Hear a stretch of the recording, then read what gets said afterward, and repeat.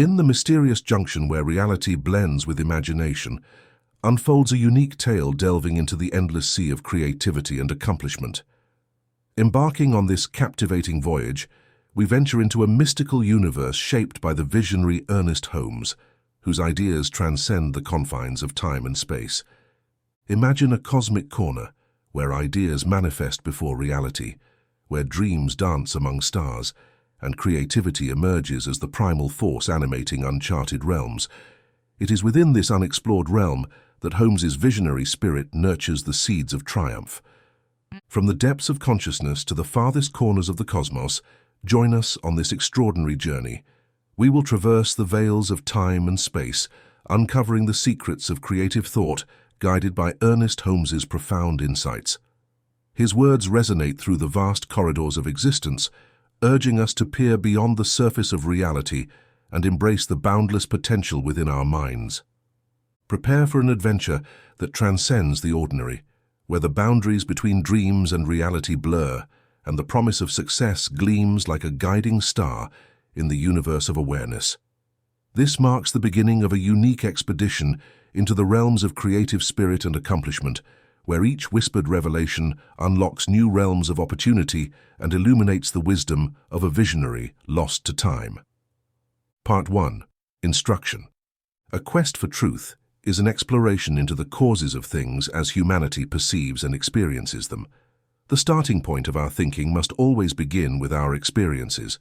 We all know that life is, otherwise we could not even think that we are.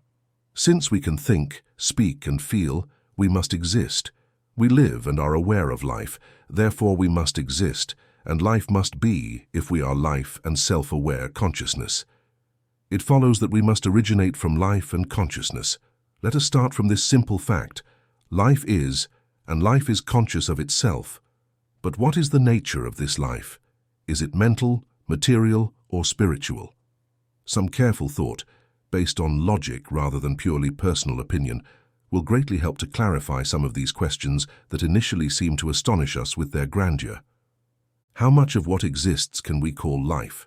The answer should be that life is everything that exists, the reason for everything we see, hear, feel, and experience. Anyway, nothing comes from nothing, and it is impossible for something to come from nothing because something is what it comes from. So it must be all that is. Thus, life is everything that exists. Everything proceeds from it, including ourselves. The next question is how things proceed from life, how the things we see proceed from the things we do not see. The things we see must be real because we see them. Saying they are not real will never explain them or answer any questions about them. God's world is not a world of illusions, but of divine realities. Truth should not explain the things we see. It should explain what they are. We live and experience different degrees of consciousness and conditions. Only when we understand why we live and our experiences will we know something about the truth. Jesus did not say that things are illusions. He said that we should not judge from the perspective of what is seen, but that we should judge correctly or with right judgment. He meant that we must look beyond appearances and discover what caused them. Let us not be deceived in anything, and not allow ourselves to believe that we have always been deceived. We live in a world of realities. Everything we have experienced is a reality in terms of that experience. Although, if we had a higher understanding of life, the unpleasant could have been avoided. What is life in the first place? What does life mean? We refer to what we see, feel, hear, touch, or taste, and the reason for that. We must have been in contact with everything we know of life. We have already found what life is, otherwise we could not have had any of these experiences. In the beginning was God, or life, and from this life which is, everything is made. Thus, life must flow through all things. There is no dead matter. Furthermore, life is one and can only be changed within itself. All forms are forms of this unity and must come and go through internal activity. This internal activity of life or nature must be a form of self-awareness or self-knowledge. In our human understanding, we would call this eternal knowledge or conscious thought, spirit or life, or God. God must create things from himself through self-recognition or self-knowledge, or as we would call it, thought, because God is everything. Nothing prevents him from doing what he wants, and the question of how things emerge is answered. God makes them from himself. God thinks or knows, and what he thinks or knows appears from himself and is made from himself. There is no other possible explanation for what we see.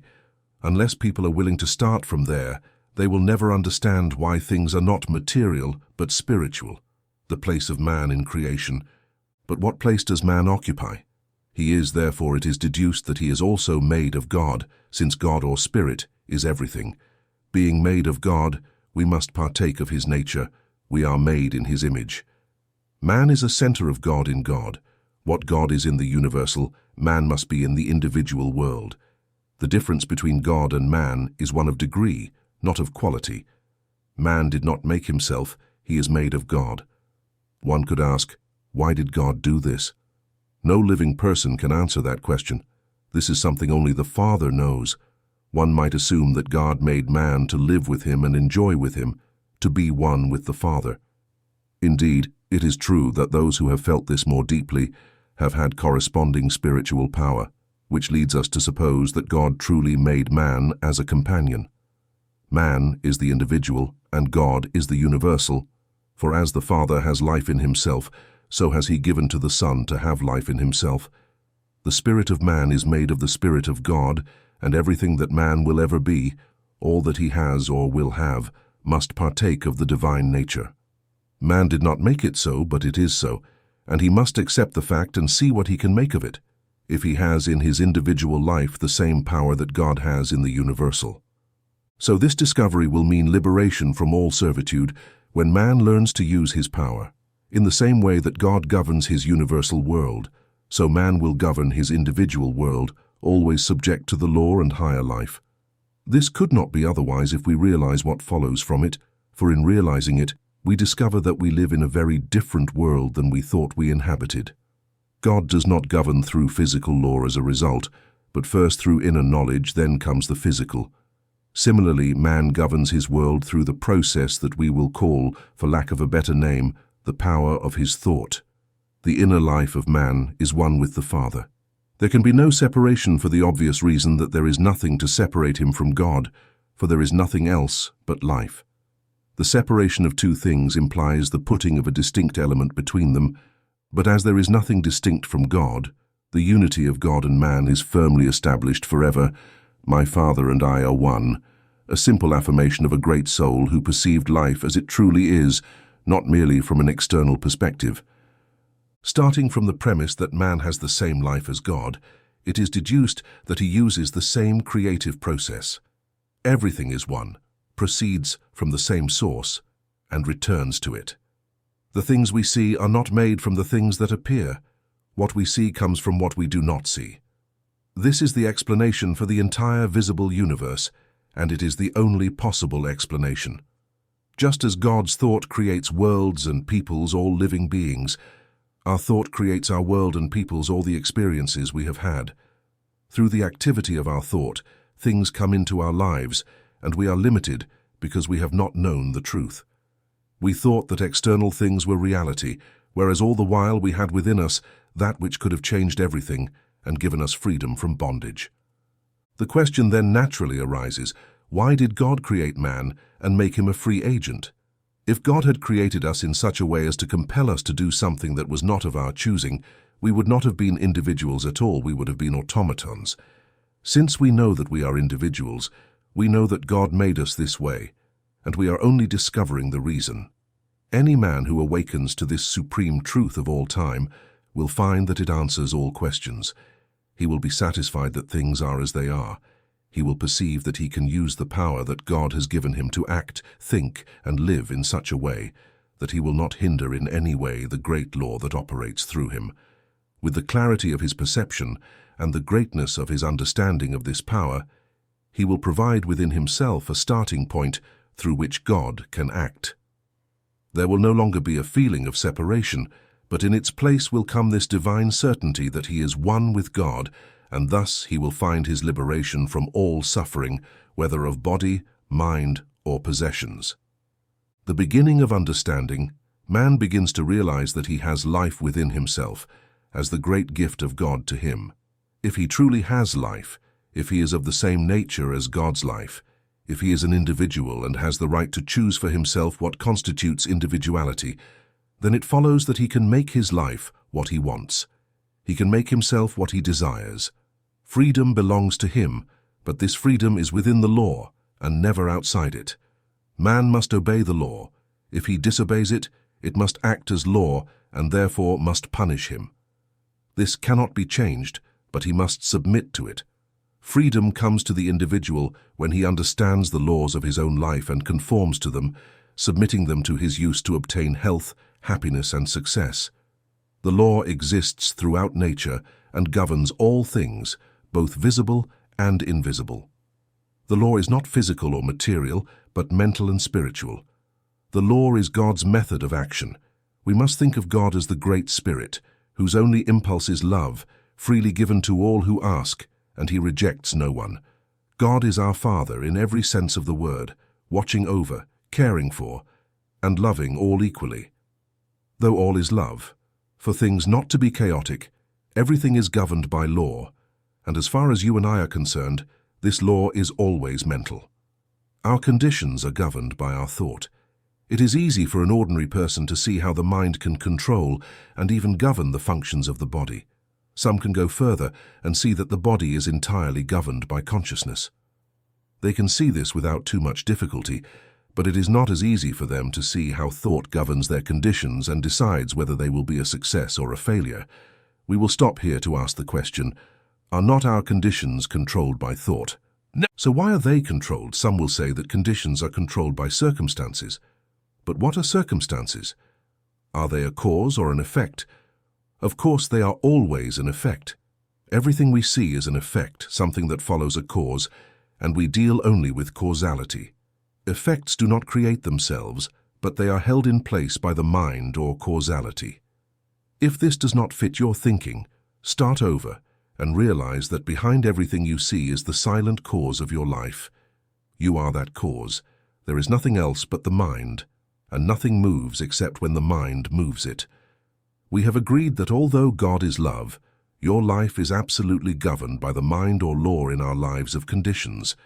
We are the cause, and nothing moves except as our mind moves it. The activity of our mind is thought. We always act because we always think. At any time, we attract things to us or push them away from us. In the ordinary individual, this process occurs without being consciously aware of it, but ignorance of the law will excuse no one from its effects.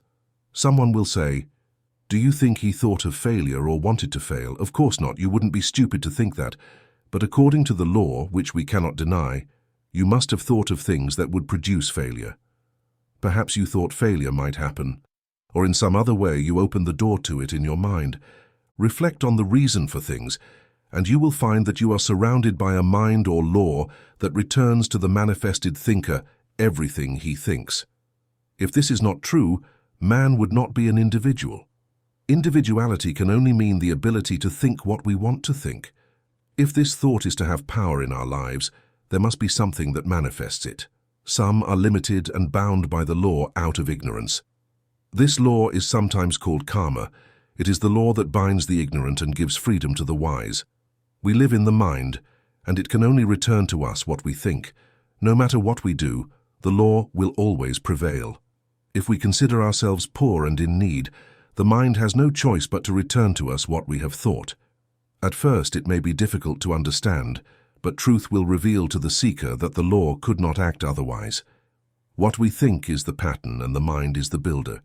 Jesus, understanding this law, said, "According to your faith it will be done to you." No doubt this great master knew what he was talking about. He did not say, "It is done to you." What a wonderful thought. It is done to you. Nothing to fear. It is done with a tremendous understanding of the power of true spiritual thought. Jesus even called the bread of the ethers of life, and at no time did he cease to demonstrate that when one knows the truth, one is freed by that knowledge. Unconscious creation is the author. He once treated a patient suffering from a huge growth. She had an operation, and about 15 kilos were removed. A few days later, the growth had returned to where it came from. It was not due to food or drink, and it had not moved from one part of the body to another, as that would not have increased its weight. It had to come from elements taken in the air. It had to come from something not seen physically, something that appears out of nowhere. What we call creation is the same thing. The visible arises from the invisible.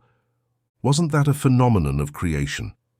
Every day such extraordinary cases occur. We should not deny this fact, but try to explain it. In the case of this woman, there must have been an activity of thought that manifested itself physically. Otherwise, how could this growth have appeared? Nothing is manifest if there is no cause to manifest. Research shows that behind every condition, whether of the body or the environment, there has been a conscious or unconscious thought that produced that condition. In the case of this woman, the thought was not conscious, but creation happens all the time. We should be aware of this and learn to control it so that the things we want are created for us, and not those we do not want. It is no wonder that the Bible says, "With all your getting, get understanding."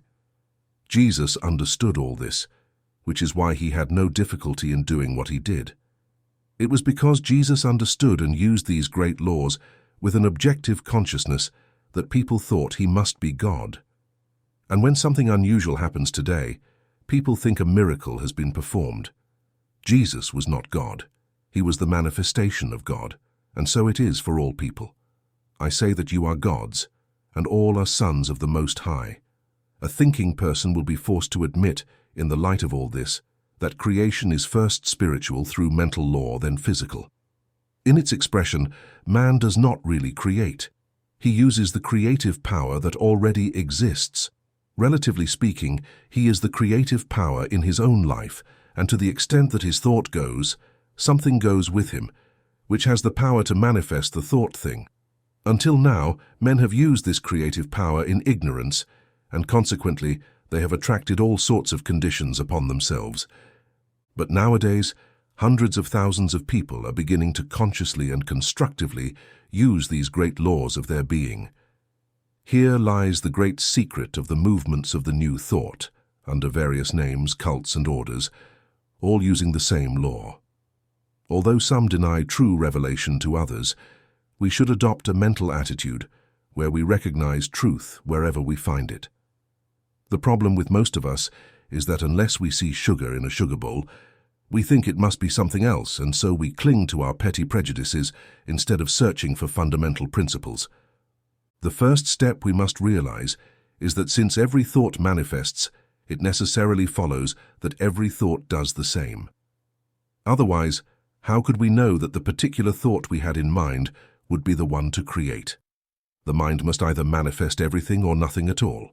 Just as the creative power of the earth receives all seeds sown into it and immediately begins working on them, the mind must receive every thought and immediately begin acting upon it. Thus we observe that every thought has some power over our lives and conditions. We create our environments through the creative power of our thought. God created us this way, and we cannot escape it. By aligning our lives and thoughts with a better understanding of the law, we will be able to attract into our experience exactly what we desire, letting go of everything we do not wish to experience and taking hold of the things we desire. Each person is surrounded by a mental atmosphere. This mental atmosphere is the direct result of thought, which in turn becomes the direct reason for the cause of what happens in our lives through this power. We attract or repel by this atmosphere, drawing to us what we think about. It is also true that we are drawn to something greater than our previous experience. By first embodying the atmosphere of our desire, every enterprise, every place, every person has its own mental atmosphere. This atmosphere decides what attracts us. For example, you have never seen a successful person with an atmosphere of failure. Successful people think about success. A prosperous man is filled with that subtle element that permeates everything he does, with an atmosphere of confidence and strength. In the presence of certain people, we feel as if nothing is too great to undertake.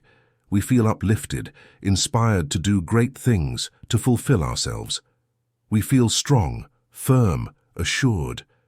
What power we feel in the presence of great souls, strong men, noble women.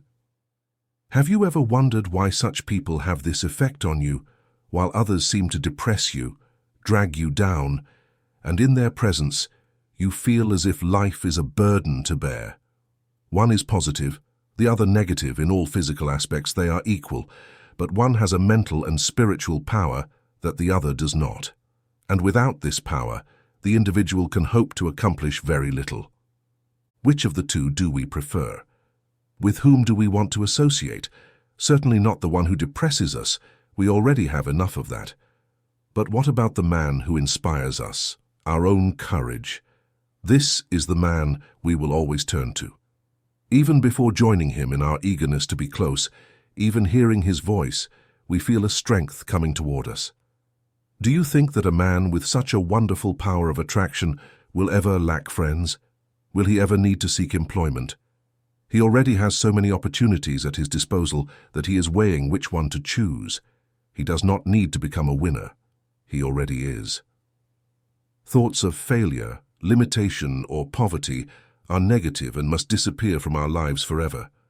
Someone will say, but what about the poor? What will you do for them? Will they be left without help? No, 1,000 times no. In them resides the same power as in all men. They will always be poor until they wake up and understand what life is. All the charity on earth has never ended poverty, and never will. If I could have done it, I would have. I couldn't, so I didn't. Showing a man how to triumph will do him 1,000 times more good than telling him he needs charity. We don't need to listen to all the howlers of calamity, if they serve any purpose. God has given us power and we must use it. We can do more to save the world by putting this law to the test than all the charity that has been given to it. Right here, in today's multiple world, there is more money and provisions than the world can use. Only a fraction of the world's wealth is even used. Inventors and discoverers increase this wealth every day. They are the true men. But amidst abundance, surrounded by all the gifts of heaven, man begs for his daily bread. He must be taught to realize that he has brought these conditions upon himself. Instead of blaming God, man, or the circumstances around him, he must learn to seek truth, to let the dead bury their dead. We should tell every man who wants to believe what his true nature is, show him how to overcome all limitations, give him courage, show him the way. If he does not want to believe, if he does not want to take the path, it is not our fault, and having done all we can, we must continue our path. We can sympathize with people, but never with problems, limitations, or misery. If people continue to cling to their problems, all the charity in the world will not help them.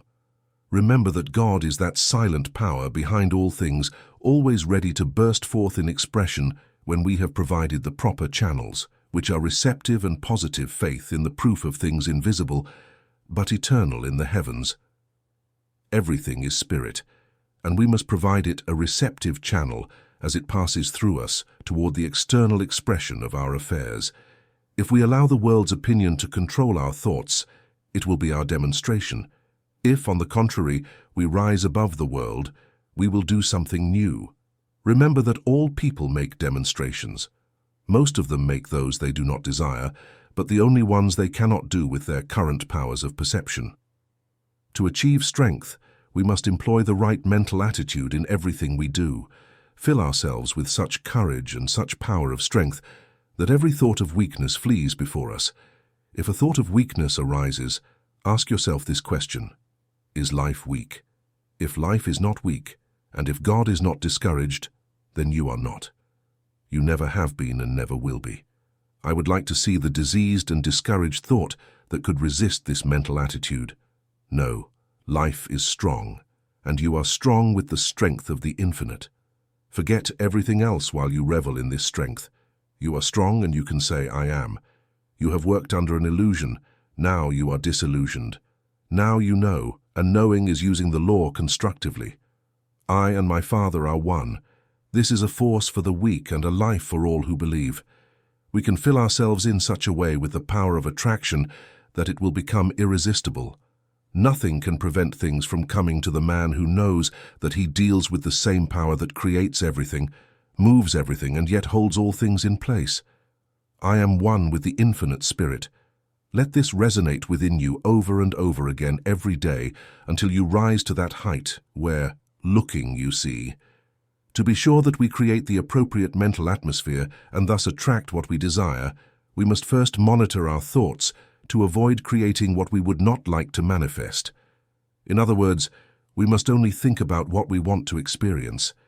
Everything is spirit, and spirit returns to the thinker only what he thinks. Nothing happens by chance. The law governs all life, and all people are under this law. But this law, as far as we are concerned, we set it in motion ourselves, and we do it through the power of our thoughts. Each person lives in a world of their own creation, and they should speak only the words, and think only the thoughts they wish to see manifested in their lives. We must not listen, think, speak, read, or hear any kind of limitation. There is no way under heaven that we can think two kinds of thoughts and get only one result. It's impossible, and the sooner we realize it, the sooner we will achieve it. This does not mean that we should be afraid to think for fear of creating a wrong image, but it means that the way most people think can only produce failure. That's why so few succeed. The person destined to succeed will never allow their mind to dwell on past mistakes. They will forgive the past in their life and in the lives of others. If they make a mistake, they will forgive it immediately. They will know that as long as they desire good, there is nothing in the universe that will oppose it. God does not condemn anyone or anything. Man condemns everything and everyone. God does not measure his powers against another power. God knows that when he speaks, it happens, and if we participate in the divine power, we must know the same in our lives as God knows in his. I am the master of my fate. I am the captain of my soul. What we attract, we will always attract in our lives and conditions according to our thoughts. Things are only external manifestations of internal mental concepts. Thought is not only power, it is also the form of all things. The conditions that correspond exactly to our mental images. It is very necessary that the successful businessman keep his mind on thoughts of happiness that produce joy rather than depression. He must radiate joy and be filled with faith, hope, and expectation. These joyful and hopeful mental attitudes are indispensable for those who truly want to accomplish things in life. Rid your mind once and for all of any negative thoughts. Proclaim your freedom. Know that no matter what others may say, think, or do, you are successful now, and nothing can prevent you from achieving the good you desire. All the power of the universe is with you. Feel it, know it, and then act as if it were true. Only this mental attitude will attract people and things to you. Start erasing one by one all false beliefs, any idea that man is limited, poor, or miserable. Use this wonderful power of choice that God has given you. Refuse to think of failure or doubt your own power. Look only at what you want to experience, and do not look at anything else. No matter how many times the old thought returns, destroy it, knowing it has no power over you. Look it straight in the eye and tell it to go away, that it does not belong to you. You must know and cling to the fact that you are now free. Rise with all the faith of someone who knows what he is facing and declare that you are one with the infinite spirit. Know that you cannot move away from this mindset. Wherever you go, it is right next to you, waiting to be used. All the power that exists in the universe is there with you. When you realize this, you will know that, united with this force, you are greater than anything else, greater than anything that could happen to you. More on the power of attraction. Always remember that the mind does things of itself, manifesting in the visible world by becoming what it wants to become. In the world of the particular, the same process occurs. Man has the ability to use creative power, but with the use of that power comes the need to use it as it is intended to be used. If God does things from his thought before they manifest, then we must use the same method. You can only attract what you first transform mentally and feel that you are in reality. A constant flow of consciousness that addresses the creative mind will attract a constant manifestation of conditions. A fluctuating flow of consciousness will attract the corresponding manifestation or condition in your life. We must be consistent in our mental attitude, never hesitant. James says, "Ask with faith without doubt, because he who doubts is like the surf of the sea, driven by the wind and agitated, for such a man does not think that he will receive anything from the Lord." We are all immersed in an aura created by ourselves. This aura is the direct result of everything we have said, thought, or done. It decides what will happen in our lives, attracting what resembles it and repelling what is different. We are attracted by what we embody mentally. Most of the internal processes of thought have been unconscious, but when we understand the law, all we have to do is consciously embody what we desire and think only of that. Then we will be silently drawn toward it. We have this law in our hands to make of it what we want. We can attract only what we desire when we abandon the old order and adopt the new, excluding all else. This is not a sign of weakness, but an endeavor for a strong and self-sufficient soul. And the goal is worth it. The person who can maintain their thoughts unidirectionally is the one who will achieve the best results. However, this does not imply the need to strive or exhaust oneself. On the contrary, effort is precisely what we must avoid. When we know there is only one power, we will not struggle. We will know, and in calmness, we will only see what we know to be true. This means persistent and firm determination to think what we want to think, regardless of all external evidence. Otherwise, we are not looking at what is seen, but at what is unseen.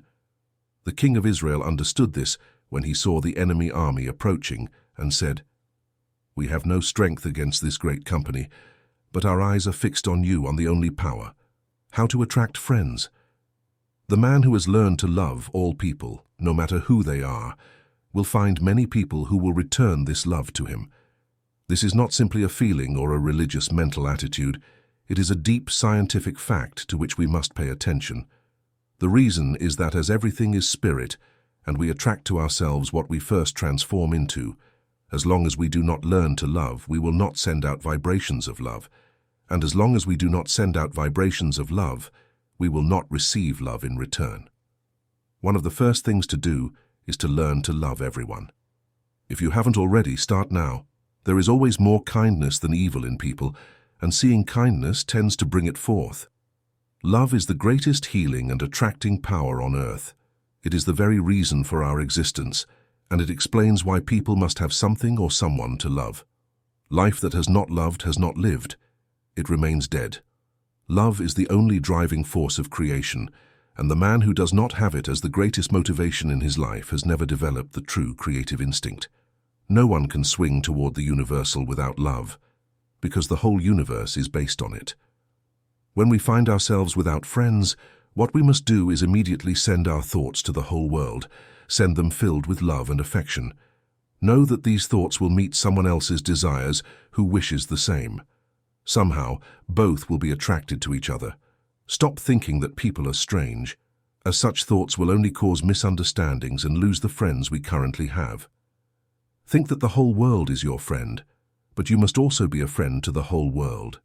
In this way, and with this simple practice, you will attract so many friends to you that time will be too short to appreciate them all. Do not see the negative side of anyone. Do not allow yourself to misinterpret or be misunderstood. Do not be morbid. Know that everyone wishes you the best. Affirm this wherever you go, and then you will find things as you wish them to be. The atmosphere created by a true lover of the race is so powerful that even if they have many other faults, the world will love them in return. To the one who loves much, much will be forgiven. People die for a true human interest, for someone who tells them they are fine. Which person do we prefer? The one who is always full of problems and faults, or the one who sees the world as their friend and loves it? There's no need to ask the question. We know what we want. The company of the person who loves and wants, forgetting everything else. The only reason we think other people are strange is because they do not think like us. We must overcome this petty and small-minded attitude and see things in a broader perspective. The person who sees what they want to see, regardless of what seems to be, will one day experience externally what they have so faithfully seen internally. Not for selfish reasons, but for higher purposes. We cannot afford to find fault, to hate, or even to have anything against any living soul. The God who is love cannot hear the prayer of the person who is not love. Love and cooperation will continue to be the greatest business principle on earth. God is love. We will make unity with all people, with all life, our own. We will affirm that God within us is unified with God in everything. This oneness now attracts into our life all love and communion. I am one with all people, with all things, with all life. As I listen in silence to the voice of all humanity, it speaks to me and responds to the love I offer it. This deep love that I now feel for the world is the love of God, and it is felt by all and returned by all. Nothing stands in the way, for there is nothing but love that stands in the way. I understand all people, and this understanding is returned to me by all people. Therefore, I help, and I am helped. I uplift, and I am uplifted. Nothing can spoil this perfect image of myself and my relations with the world. This is the truth, the whole truth, and nothing but the truth. Now I am surrounded by all the love, all the friendship, all the companionship, all the health, all the happiness, all the success. I am one with life. I wait in silence as the Great Spirit carries this message throughout the world. The control of thought. The person who can control their thoughts can have and do whatever they want to have and do. They must remember that everything they obtain is theirs to use, but not to hold on to. Creation is always flowing, and we have as much as we can take and use. Having more would cause stagnation. We are free from any thought of attachment to anyone or anything. The great principle of life cannot create for us faster than we can spend or use. The universe is inexhaustible. It is unlimited, knows no limits or boundaries.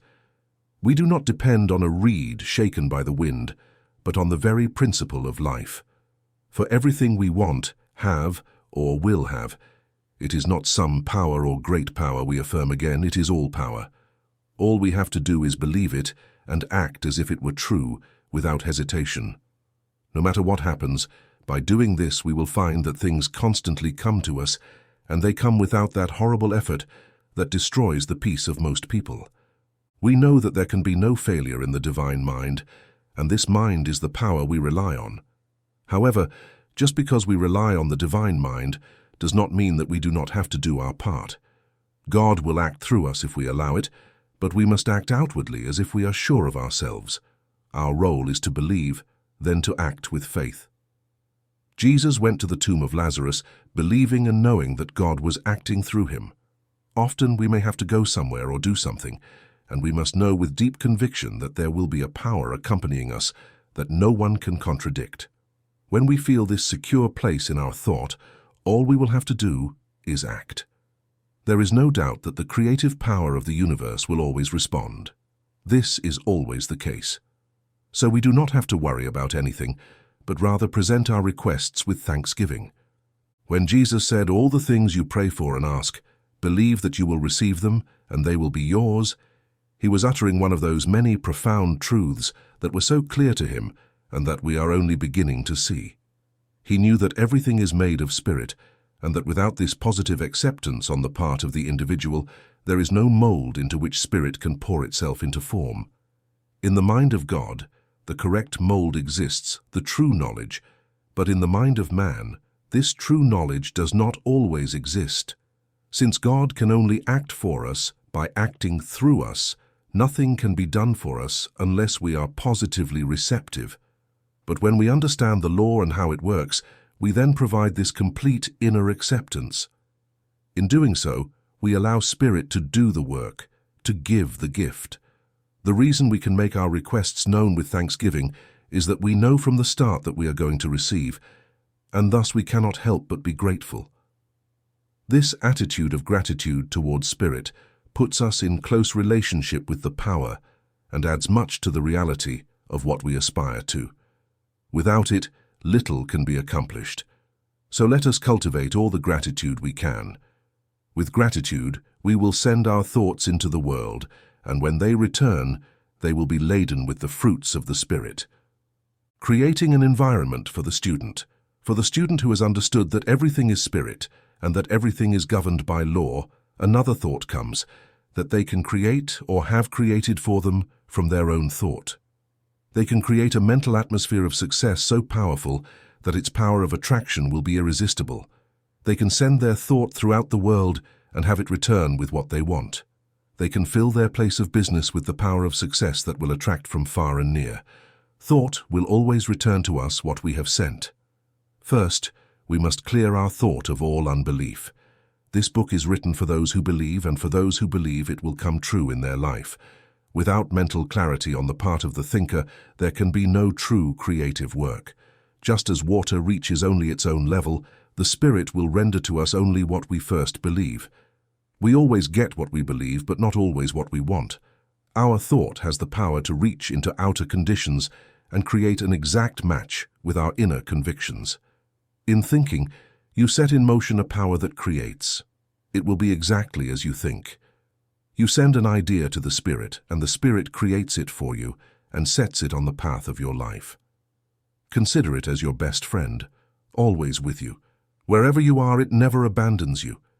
You are never alone. No doubt, no fear, no questions. You know it. You are going to use the only power that exists in the universe. You are going to use it for definite purposes. You have already set this intention in your thought. Now you are going to express it. You say it for your own good.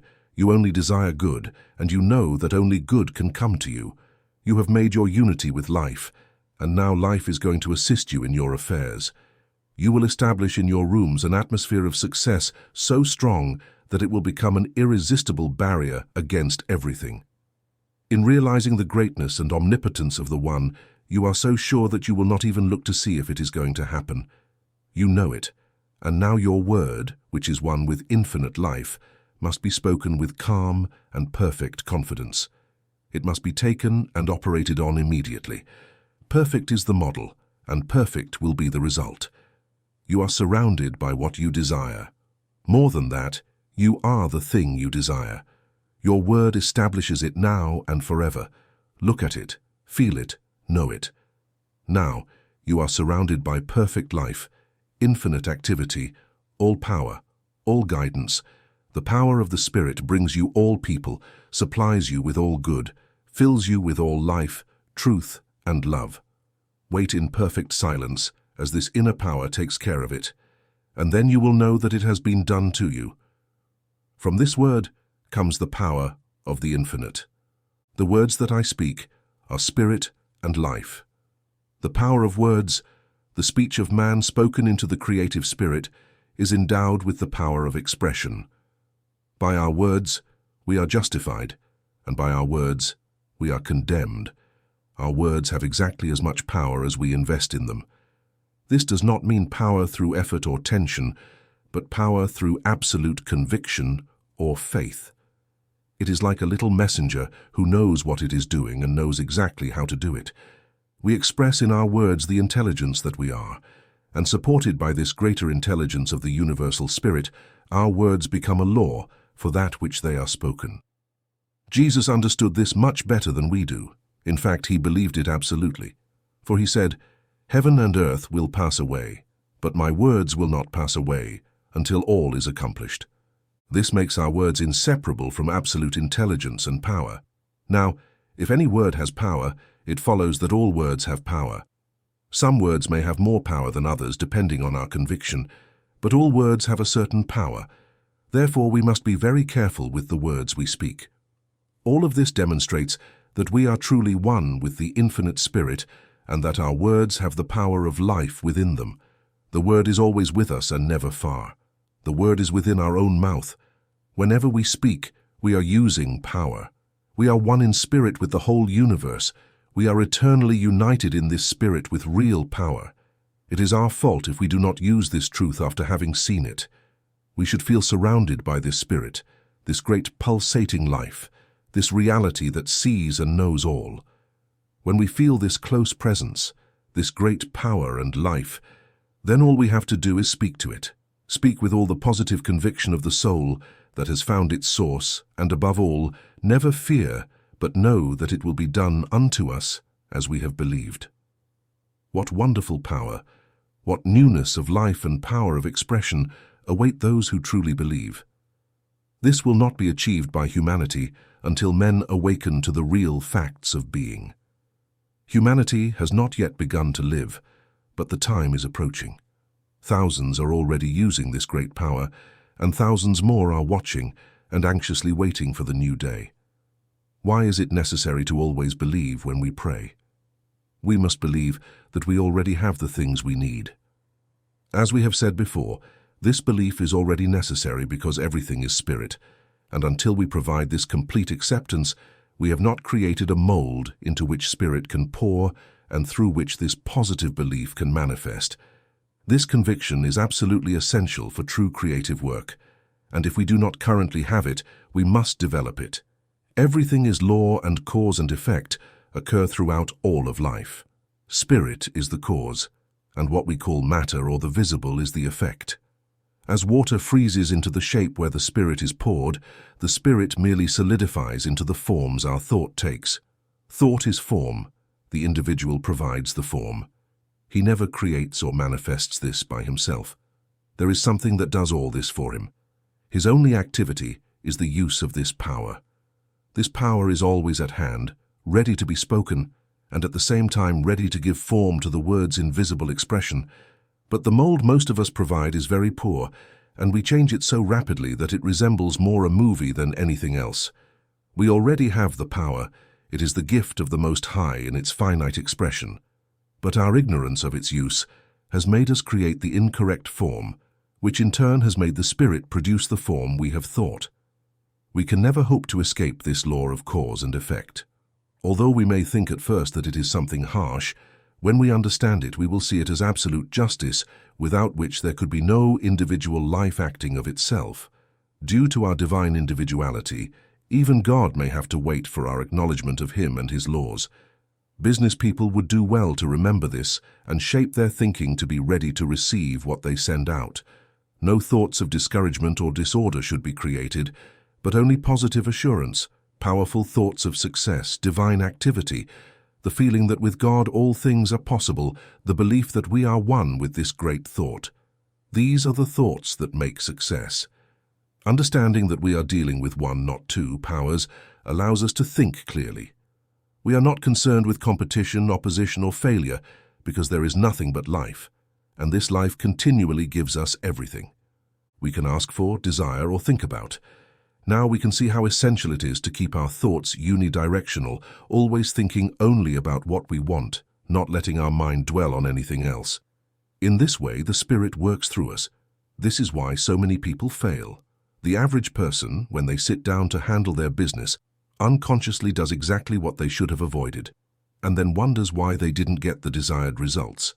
Most people just sit and wish for something. They may even have a great desire or hope. They may even believe that their desire will come true. All this is good, but it is not enough. What we need to do is provide the attitude of having already received. This may seem difficult at first, but we can easily see that it is necessary and that it is the only way the Spirit works. This is what we must do. The power is, the Spirit is, life is, but they must flow through us to express in our lives. We are dealing with the law, and nature must be obeyed before it works for us. Simply realize that this law is as natural as any other law of God, and use it with the same intelligence that you would use the law of electricity. Then you will get the desired results. We provide the thought form around which divine energies play, and toward which the conditions necessary for the accomplishment of the thought are attracted. When we give a treatment, this is all we have to do. But even before we can do that, we must clear our minds of all fear, all sense of separation from the divine Spirit. The law is, but we must apply or use it in our own lives. Nothing can happen to us that is not first an accepted belief in our own consciousness. We may not always be aware of what is going on inside us, but practice will enable us to control our thoughts more and more so that we will be able to think what we want, no matter what seems to be. Every person possesses within themselves the ability to know and use the law, but they must develop it consciously. This is done through practice and the willingness to learn and use everything we know so far. The individual who has the most power is the one who has the greatest realization of the divine presence, and for whom this means more as an active principle in their life. We all need more backbone and less wishbone. There is something that is just waiting for our acknowledgement to be born, bringing with it all the power of the universe. Use your imagination. Imagine yourself surrounded by a spirit so malleable, so receptive, that it receives the slightest impression of your thought. Everything you think, it takes and executes for you. Every thought is received and executed. Not just some thoughts, but all thoughts. Whatever pattern we give, that will be our demonstration. If we cannot stop thinking that we are poor, then we will continue to be poor. If we are rich in our thoughts, we will be rich in our expression. These are not mere words, but the deepest truth that has ever touched the human race.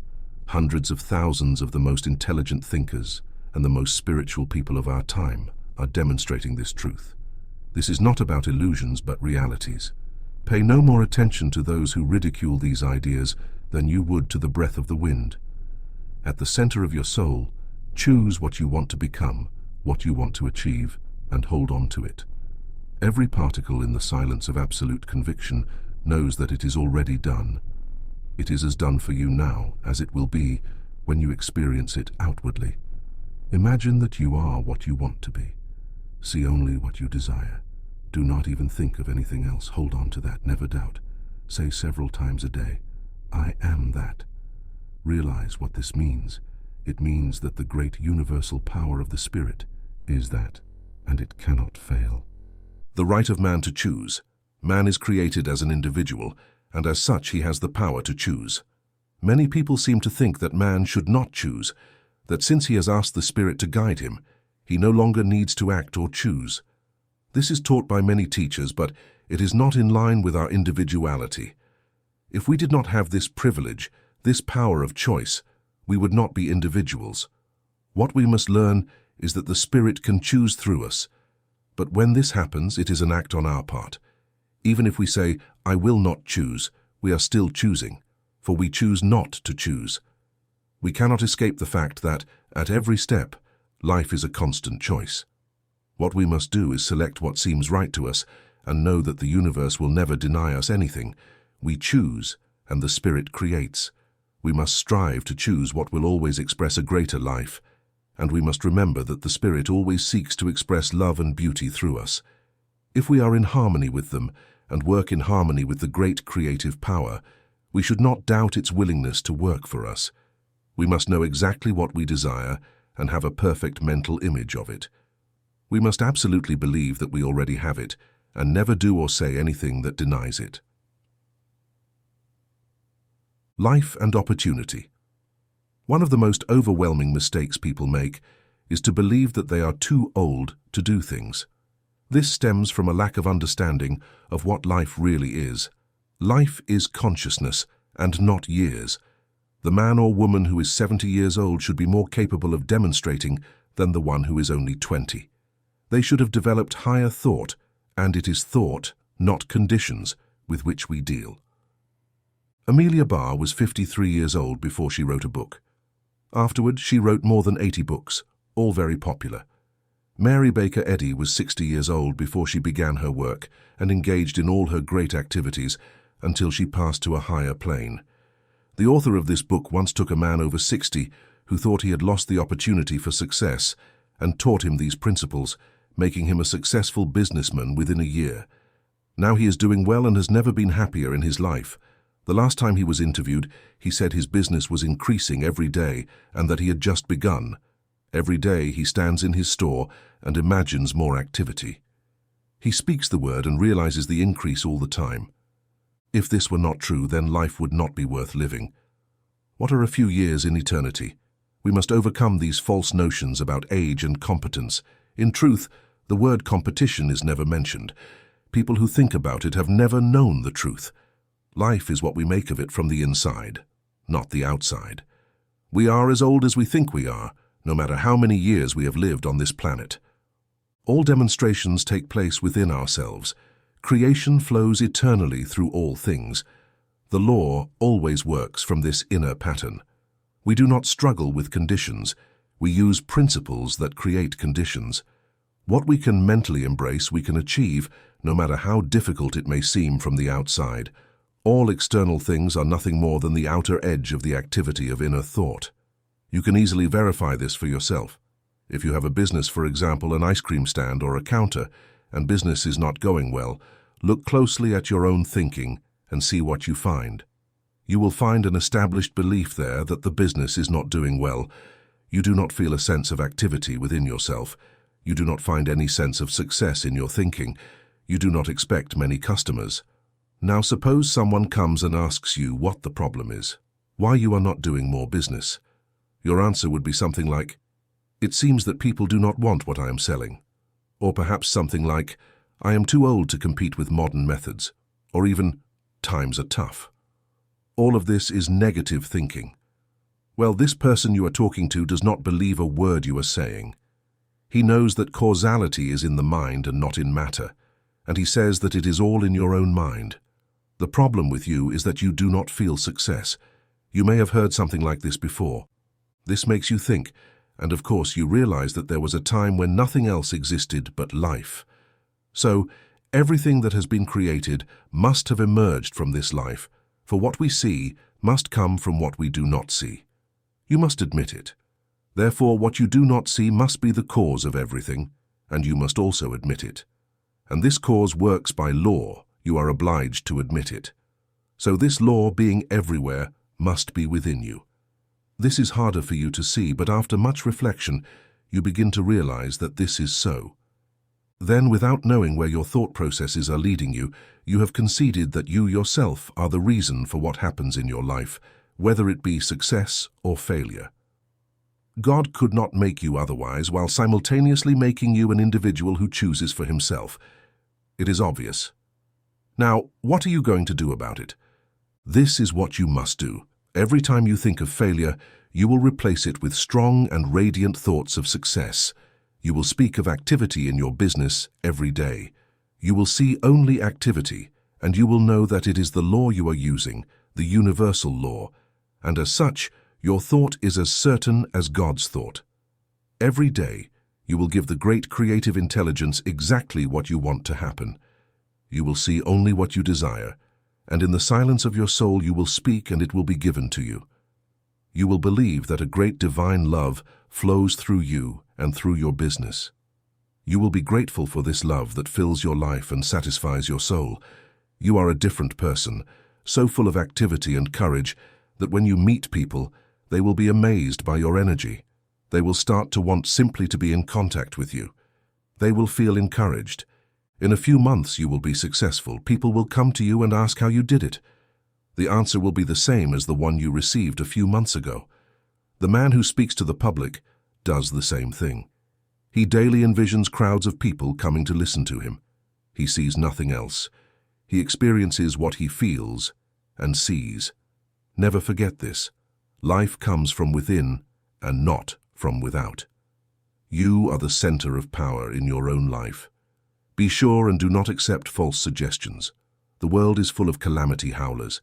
Keep away from them, from everyone, no matter how great you believe they might be. You have no time to waste on anything negative. You are a success, and every day you give the law exactly what you want to happen, and the law always works for you. All fear is gone, and you know there is only one power in the entire universe. Happy is the man who knows this, the greatest of all truths. Everything resolves into our mental capacity to control our thoughts. The man who can do this can have what he wants, can do what he desires, and becomes what he wants. Life, God, the universe are yours. Money is a spiritual idea. Many people seem to think that money must be bad, but in reality, it is only an excessive love for money that is characterized as the root of all evil. If everything is an expression of life, then money is an expression of life and must therefore be good. Without a certain amount of it in this life, we would struggle, but how to get it is the problem. How to acquire wealth. Money did not make itself, and being not self-created, the consciousness of money has the external expression of it. The people who consider it a certain reality in their mind have it as an expression in their pocket. The people who do not have this mental resemblance do not have money in their pockets.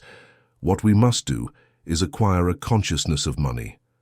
This may seem very material, but the true idea of money is not material, it is spiritual.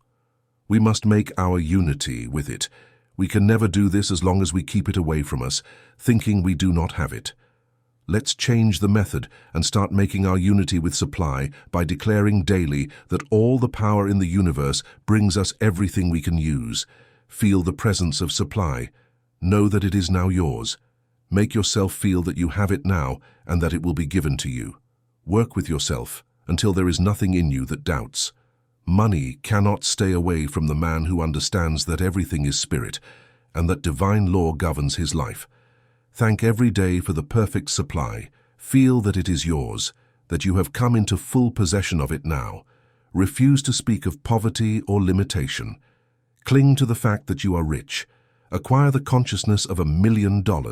There is no other way, and it will react to everything you do. See money coming to you from all sources and directions. Know that everything works for your good. Become aware in your life of the presence of an omnipotent power. Speak to it and feel that it responds to your approach. Whenever you see something or someone that you think has more than you, immediately affirm that you have the same thing. This does not mean that you have what they have, but that you have the same. It means that everything you need is yours. Whenever you think of something great, immediately say, "That means me." In this way, you learn to unify yourself in the law with great concepts, and according to the way this law works, it will tend to produce that thing for you. Never allow yourself to doubt, even for a minute. Always be positive with yourself. Watch the inner workings of your thought, and the law will do the rest. Action. The universe is full of activity. There is movement everywhere. Nothing remains still. All activity originates from the spirit. If we want to be in harmony with things, we must act. This does not mean we must force ourselves or struggle, but we must be ready to do our part by letting the law act through us. God can only do for us what we allow Him to do through us. Intelligence gives us ideas, and in turn, we work on them. But our work is no longer done in any sense of doubt or fear, for we know we are dealing with something that never makes a mistake. We proceed with serene confidence, born from an inner trust in an infinite power behind all our actions. There is thus a great purpose in letting the law work through us. We must comply with the law of activity, be ready to take the path of outward activity. Jesus went to Lazarus's tomb. Perhaps we must go too, but something will accompany us, something that never fails, this law of activity. We must use it in our affairs. So many business places we visit have an atmosphere of inactivity, producing such a sense of drowsiness that we immediately lose all interest in what is happening. We don't feel like buying anything, and leave that place without any apparent reason, and enter another. Here we feel that everything is alive, everything is moving, everything is active. We are sure that this is the place we were looking for. We buy here, find exactly what we want, are satisfied with our purchase, and leave happily. Now, to create this activity, it is essential that something other than thought is at play. It's not that thought doesn't come first, but the one who has this thought of activity will naturally manifest it in vigorous and energetic movement that helps produce a spirit of activity in his business and everything he undertakes. Wherever you see a man who does not move, you will find someone whose thinking is inactive. The two always go together. A man in a shop or business place must always be moving his goods, always doing something. People will see it, and having the thought of activity in the background will want to do business there. A shop that always has the same items on the same shelf does not attract us. The world loves action, change. Action is life. When a store clerk thinks of activity and starts to manifest it, even if not in front of customers, he will soon serve them alertly. Alertness is the word. Always be alert. There must be mental alertness before there can be physical activity. Act as if things are happening, even if it doesn't seem like it. Keep things moving, and soon you will have to avoid rushing. Activity is powerful. Half the stores you enter make you feel sleepy before you leave, and you feel like you can't get out fast enough. The other half are alive, and they are the ones doing the world's business. The man who is active in his thinking doesn't need to sit alone to think. He works while thinking, and thus he complies with the law that must work through him. The thought of activity makes him move. The thought of confidence makes his movements sure, and the thought of supreme guidance makes his work intelligent. We must be careful not to fall into routine. Always do something new and different, and you will see that life becomes a great game in which you are the protagonist. Life will never be boring for the active body and mind. It is so interesting that we wonder if we will ever get tired of it. Some people acquire such lazy mental habits that a new idea finds no entry. Great things are accomplished by people who have great thoughts and then go out into the world to realize their dreams. If you can't find anything new to do, go home and change the arrangement of the bed or the piano. Put the kitchen in the living room and eat on the back porch for a while. This will make something move and change within you, and life will never stop for the fully awake person. She can find so many things to do that she doesn't even have time to start in this life. And she knows that eternity is necessary to accomplish the ideals she has already evolved.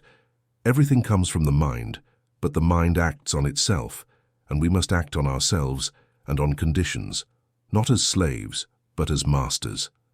Show interest in life if you want life to be interested in you. Act in life, and life will act through you. You will thus become one of the great people of the earth.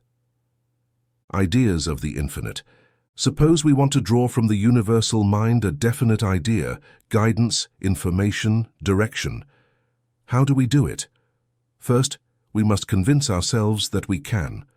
Where do all inventions come from? Where does Edison get his information about electricity, if not directly from the mind of the universe?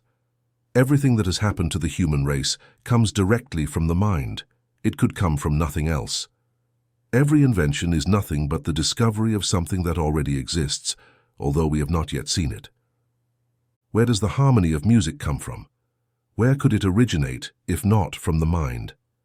Perhaps a great musician hears and listens to something that we do not. His ear is attuned to harmony, and he captures it directly from life itself, interpreting it for the world. We are surrounded by the music of the spheres, but few of us catch its sound. We are so burdened by our problems that we never hear the divine melody. If we could see, if we could hear, if we could understand, if only we realized the presence of the whole, what could we not accomplish? When a great thought arises in an individual's mind, when a great poem is written, when a great work of art is forged by a receptive artist, it is simply a sign that the veil is thin for him. He has glimpsed reality, but for most of us, inspiration is not something we can rely on.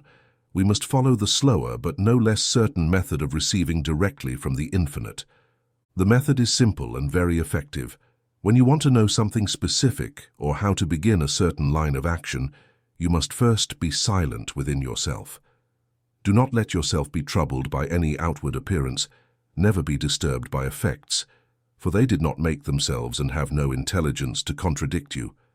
Remain silent until you become aware of the presence of absolute intelligence around you, of the mind that knows. Now make a perfect image of what you desire. You cannot get an image unless you know what you want. Put your mind in contact with the universal mind by stating exactly what you expect.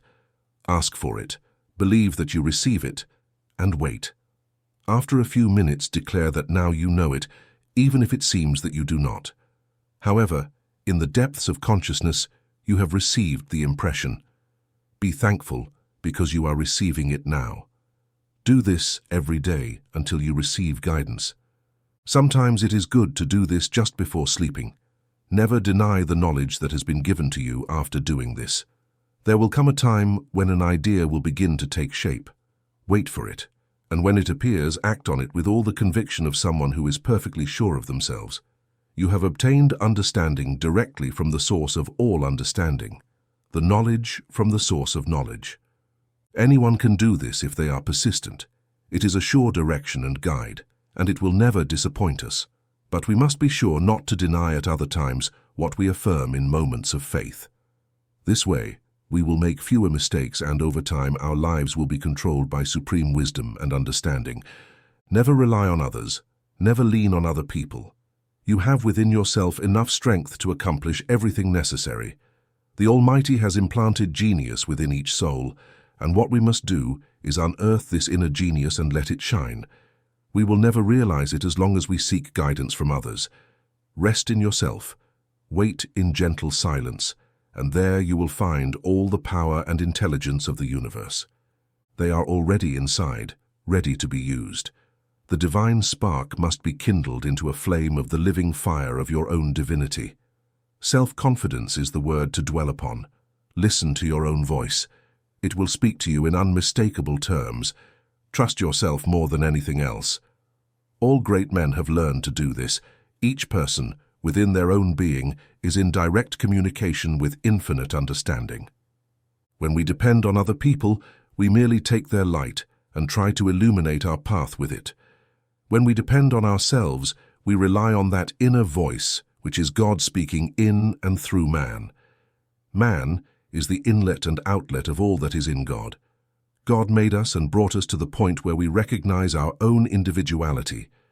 From now on, we must let him express through us. If it were otherwise, we would not be individuals. Behold, I stand at the door and knock. This is a statement of the close presence of power, but we as individuals must open the door. This door is our thought, and we are the guardians of it. When we open the door, we find that the divine presence is right at hand, ready and willing to do for us all that we can believe. We are strong with the strength of the infinite. We are not weak. We are great and not small. We are one with the infinite mind. When you have something real to do it for yourself. Do not talk about it. Know it in your mind. Know what you want and hold it quietly. Often, when we think of doing something great, we start talking about it, and the first thing we know, all the power seems to have gone out of it. This happens when we send out a current of thought to the mind. The clearer it is, the better it will manifest. If it becomes doubtful, it will not have as clear a manifestation. If it is confused, it will only manifest confusion. All of this is according to the law of cause and effect, and we cannot change this law. Very often, when we tell our friends what we are going to do, they muddle our thoughts by laughing at us or doubting our ability to accomplish something so great. Of course, this would not happen if we were always positive, but when we become even slightly negative, they react, and we lose that clarity of power, which is absolutely necessary for good creative work. When you want to accomplish something great, create the mental pattern. Make it perfect. Know exactly what it means. Enlarge your thought. Keep it to yourself. Hand it over to the creative power that is behind all things. Wait and listen. And when the impression comes, follow it with confidence. Do not talk to anyone. Never listen to negative conversations. Do not pay attention to them, and you will succeed where others fail. Causes and conditions become evident when we realize that life is not fundamentally physical, but mental and spiritual. It is not difficult to see that by a specific mental and spiritual process, we can manifest what we want. It is about causes, not conditions. Causes only come from the unseen side of life. This may seem strange, but it could be said about electricity or even life itself. We do not see life. We only see what it does. We live in the outer world of effects and the inner world of causes. These causes are set in motion by our thought, and through the inherent power of the cause, the thought expresses itself. It follows that the cause must be equal to the effect, and that the effect is always measured by the cause we have in mind. Everything comes from one substance, and our thought qualifies that substance, determining what will happen in our lives. The teaching of the Bhagavad Gita is that all is one, and it becomes what we believe in first. In other words, we manifest the unmanifested. This does not detract from the omnipotence of God, but increases it, for he created something capable of doing this.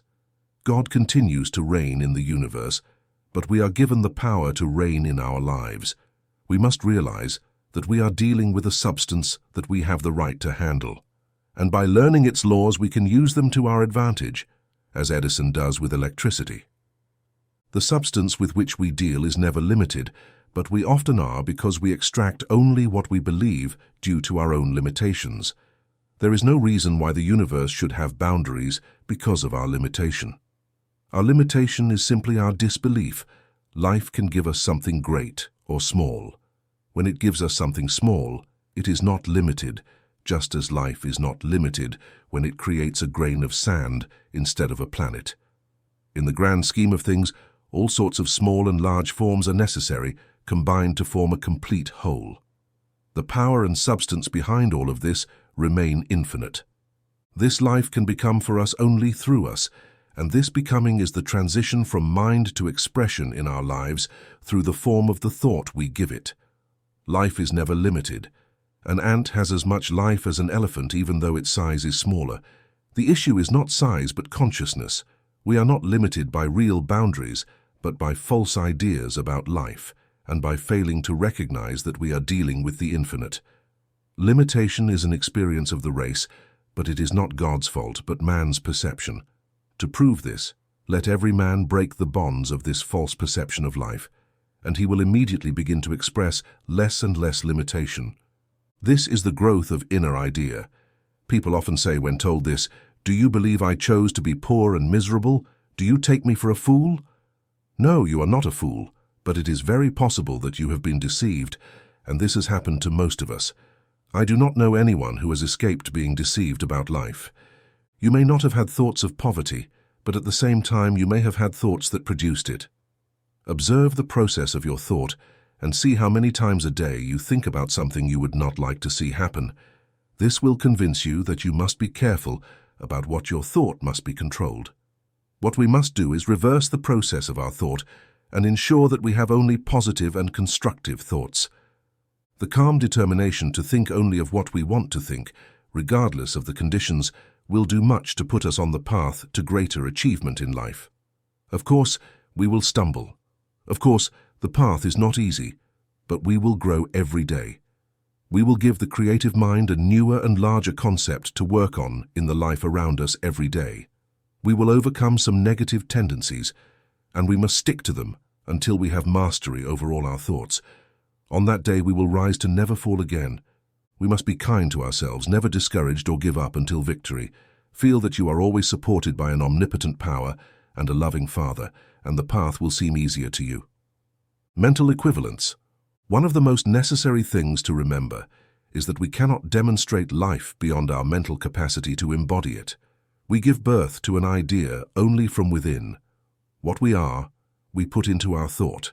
What we are not, we cannot put into it. If we want to get from life what we desire, we must first think it. Life always produces what we think. To succeed, we must first conceive it in our own thought. It is not because we are creators, but because the flow of life toward manifestation through us must take the form we give it. If we want a thing, we must have it in us as a mental equivalent before we get it. This is what Jesus meant when he said, "We must believe when we pray." This belief consists of providing within us something that knows before seeing what we ask for. For example, suppose a man prays for business activity. Our idea of prayer is the acceptance of a thing before obtaining it. In his affairs, before this activity can come, there must be within him the mental equivalent. There must be inner activity in everything. There must be something that corresponds to the thing he wants. He must have a mental equivalent. We realize that we attract as much of something as we embody within ourselves. Just as water reaches only its own level, our outer conditions will only replicate our inner achievements. A man will always draw to himself what he is, but we can learn to provide within ourselves the image of what we desire, and thus, in a defined manner, use the law to precisely obtain what we need. If at first we do not have a great realization of activity, we must work with what we have. And as our external conditions begin to respond to the internal cause, we will find it much easier to expand inner receptivity for something greater and more valuable. Regarding one thing, we can be sure that we all must start somewhere, and that place is within ourselves. Within this womb we must make the affirmation, and there also we must do the real work of realization. At first the path may seem difficult because we are constantly faced with what seems to be, and we are not always sure of ourselves or strong enough to overcome it. But we can be assured that we are growing every day. We will provide a larger concept of life, and with inner growth, we will have expanded power to speak to the creative spirit, resulting in gaining fresh impetus and achieving something greater for ourselves. Growth and realization always come from within and not from without. The old race suggested by fear, poverty, and limitation must be eliminated, and every day we must cleanse our thoughts of anything that limits the demonstration of unity in our lives. Remember that you are dealing with one power and not two. This will make things easier because you do not have to overcome conditions, as conditions emanate from inside out and not from outside in. A man arriving in a new town will immediately attract to him what he has in his mind. He must be very careful about what he thinks. He must know exactly what he wants and daily surrender it to the supreme mind, knowing that it will work for him. Old thoughts must be destroyed and new ones must take their place.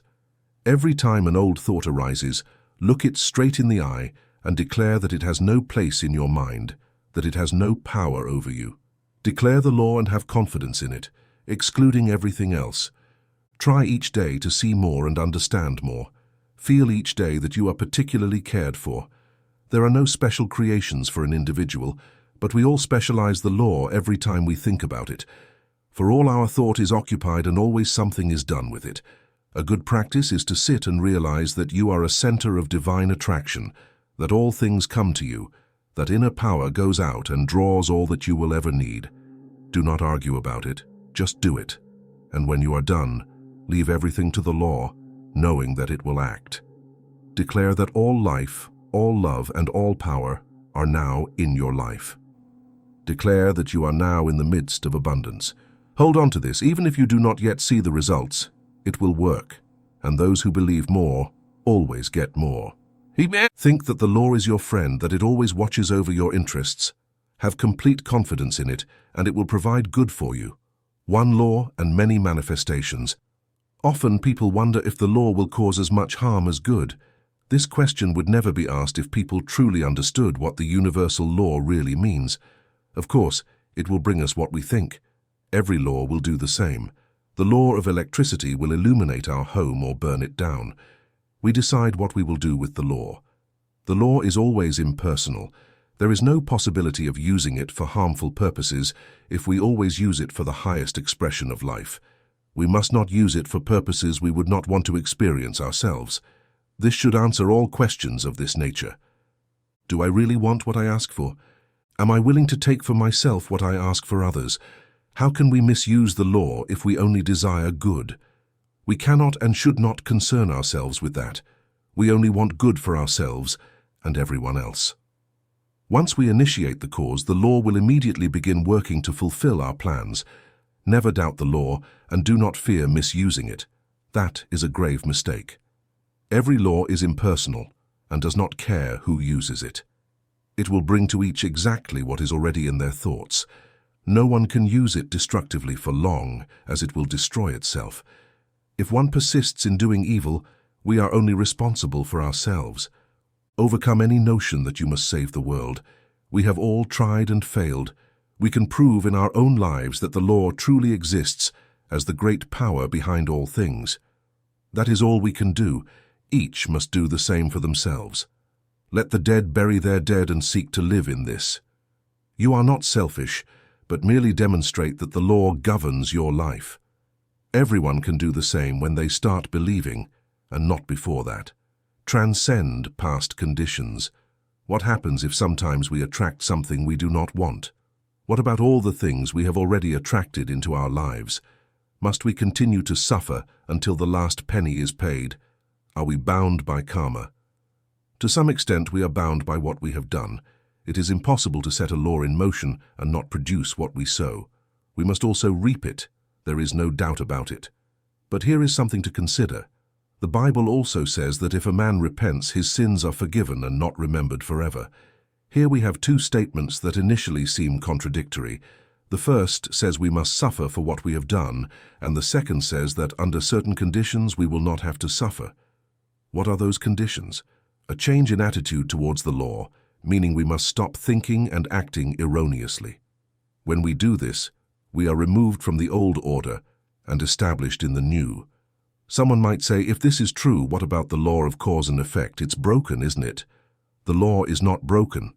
It would continue to function if we continued to use it wrongly. But when we reverse the cause, meaning if we think and act differently, then we have changed the flow of the law. It remains the same law, but we have changed its flow so that instead of limiting and punishing us, it frees us and blesses us. The law remains the same, but we have changed our attitude towards it. We might throw a ball at a window, and if nothing stops it, it will break the glass. Here is the law in action. But if someone catches the ball before it hits the window, the glass will not break, nor will the law be broken. The flow of the law will change. That's all. So no matter what has happened in the past, we can transcend it in such a way that it no longer has any effect on us. Therefore, if we have attracted something that is not worth keeping, remember that we do not have to keep it simply because it was the best thing we knew at that time, and so it was good up to that point. But now we know more and can do better. Just as the law operates without variation, the law of attraction operates in the same way. All we have to do is eliminate what we do not want from our thoughts, forgive ourselves, and start anew. We must not think about it again. Let it go once and for all. Our various experiences will teach us more and more to shape all our thoughts and desires so that they are in harmony with the fundamental purpose of the great intelligence, the expression of perfection. To fear consciously using the law would paralyze all efforts at progress. The more we understand that a grand cosmic plan unfolds, and all we need to do is align ourselves with it to achieve a true level of living. By submitting our thoughts to the grand designs, we are correspondingly blessed as we work more in line with the Father, who, from the beginning, knew the end. Let us never lose sight of the fact that each of us has the individual right to use the law and we cannot escape its use.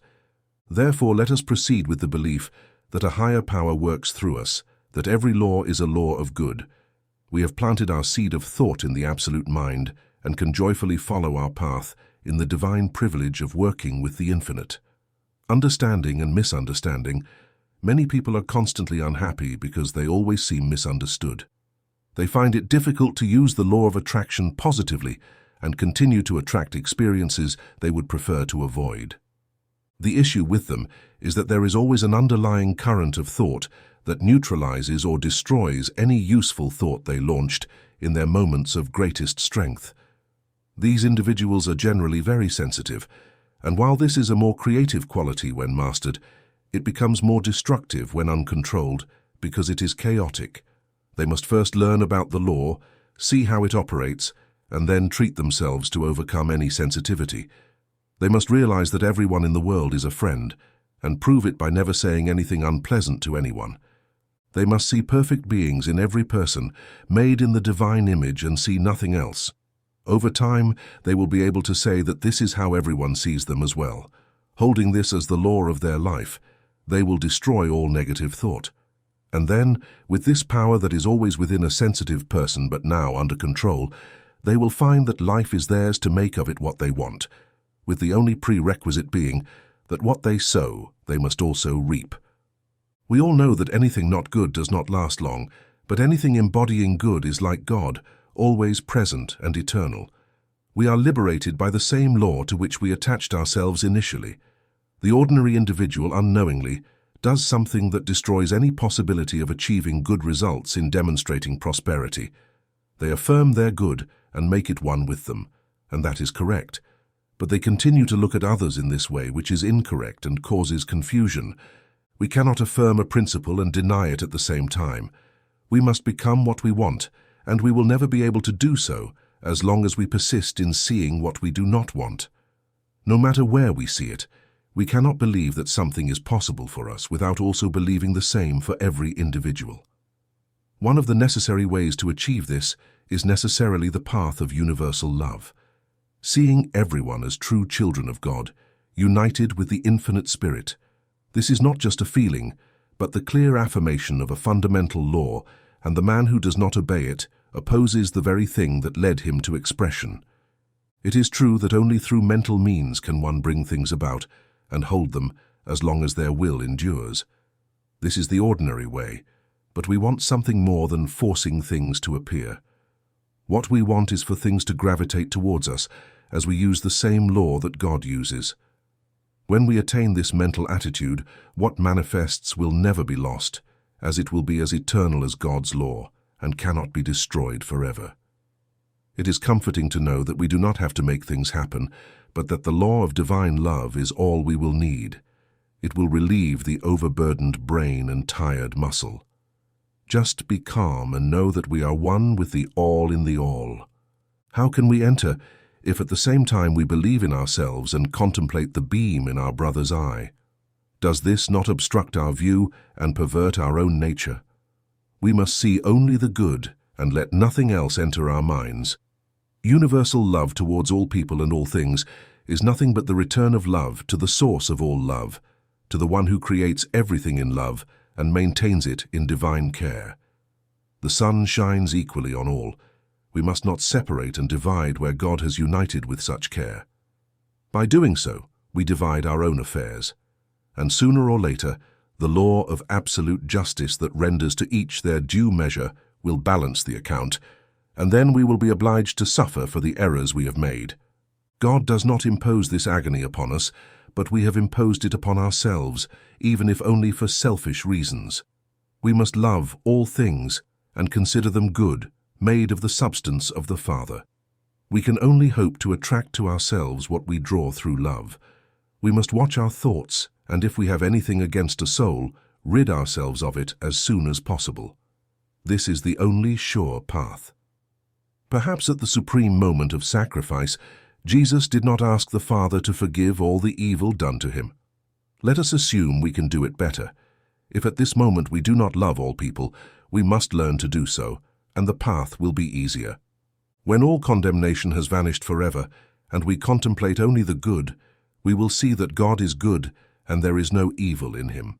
No strange experience is necessary to demonstrate the truth. We do not have to live on particular emotions or psychic experiences. Although some of these things may come, we must remember that what we are dealing with is the law, and as law, it will obey us when we conform to its nature and approach it in the correct manner.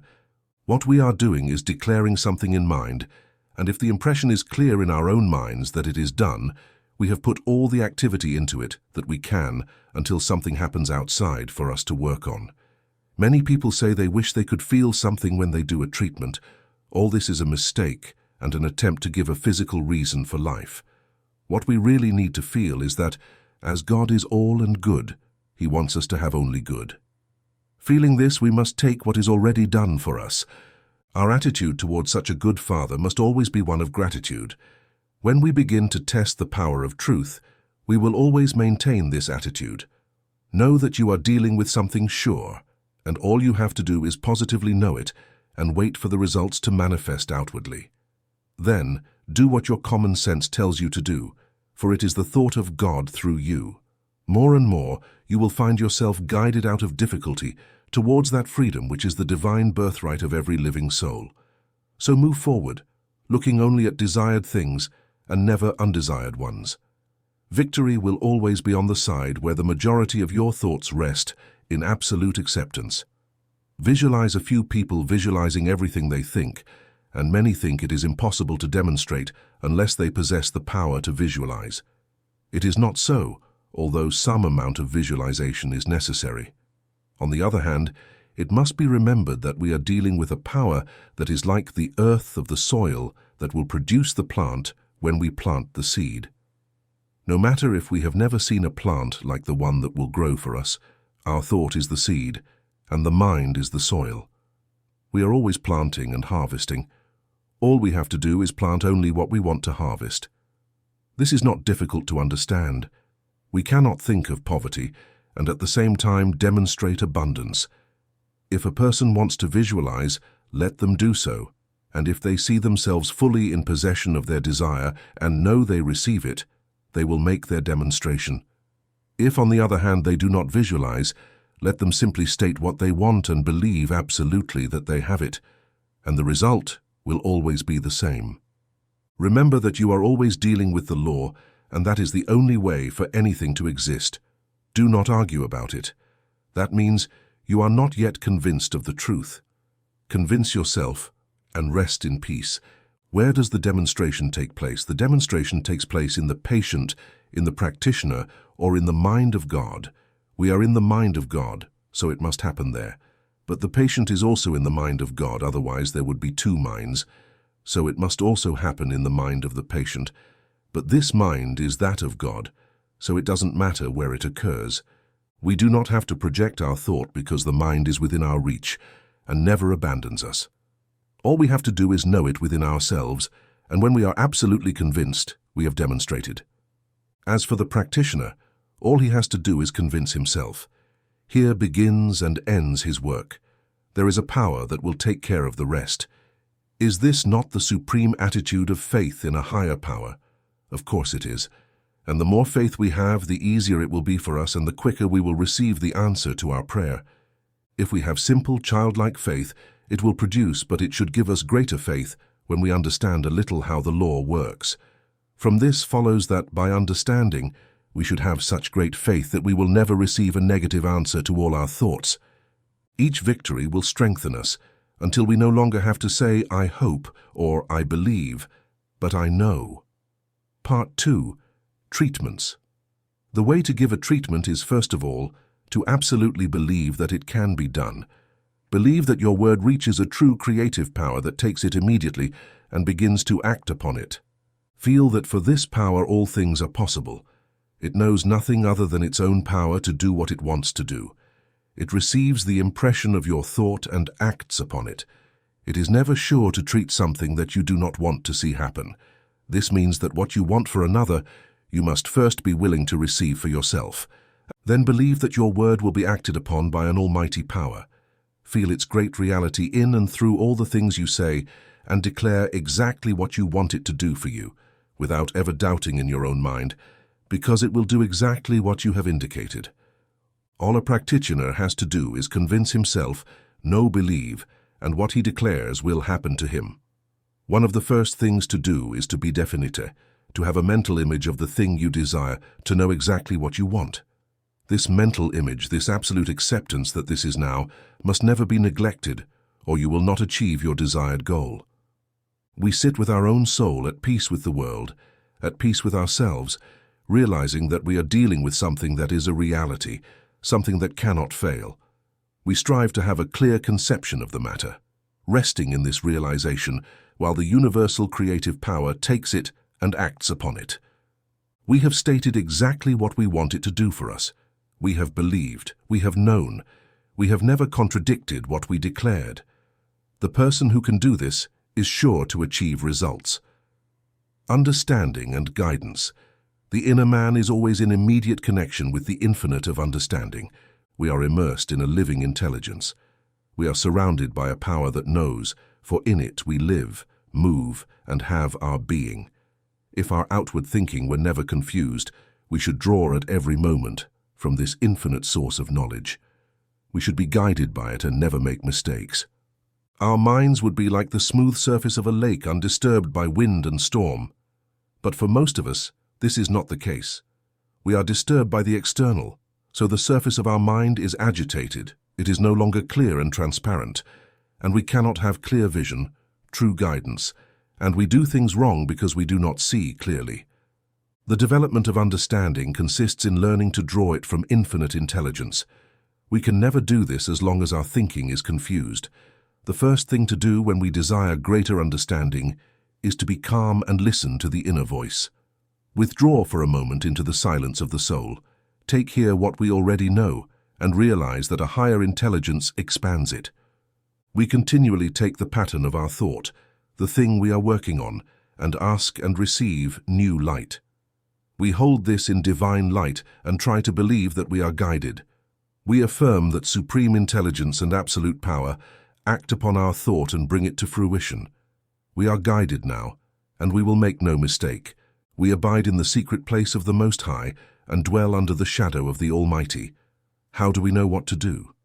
Often we find ourselves facing the problem of how to start, unsure of what we want to do, unable to see how to begin anything, seeing nothing by which to start. When we find ourselves in this position, humanly speaking, not knowing where to go, then, at such times, we must be silent and listen. At such times, we must trust that the same power that initiated all things will also initiate us on the right path. For without a higher power, we will surely fail. How often do business people realize that something needs to be done? But what? How can they have the right idea? Here, we must wait and know that the same power that first thought of a universe to be can also think of our world and our work to be. It knows everything, it knows how to start, and it cannot fail. In some way, we desire to connect with this power that will never disappoint us, so that we can draw from it an idea with which to start. We must realize that there is something that wants to answer, to manifest, and in this realization wait.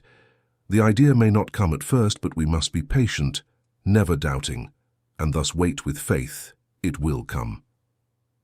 Once I met a businessman who was involved in a business that had always been very successful, but at that time, something had happened that was causing them losses.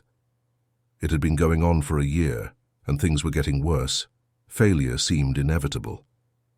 He became interested in the new thought, being told that he could extract an idea from the infinite and develop it on the visible plane. He told his associates that he wanted to go home for a few days, and that when he returned he would have elaborated an idea that would put the business on a successful footing. They mocked him, as people often do when they do not understand, but having no other plan, they agreed. He went home, and for 3 days he sat and thought deeply, seeking supreme guidance and absolute direction from the Spirit. During this time, a complete plan formed in his mind, outlining the exact method to be followed in the business. He returned and presented his plan to his associates. Once again, they laughed at him, saying it couldn't be done in business, that it couldn't be done in any way, that it wouldn't work. Yet, they agreed again, knowing it was either this or failure. So he got to work, implementing every detail of his thought, following every instruction that had come to him during those 3 days, and within a year, he took the struggling business to a level that exceeded anything they had ever experienced before. He tested the law and became an expert of such caliber that he left his business and devoted all his time to helping others do for themselves what he had done. What this man did, anyone can do if they follow the same path and refuse to be discouraged.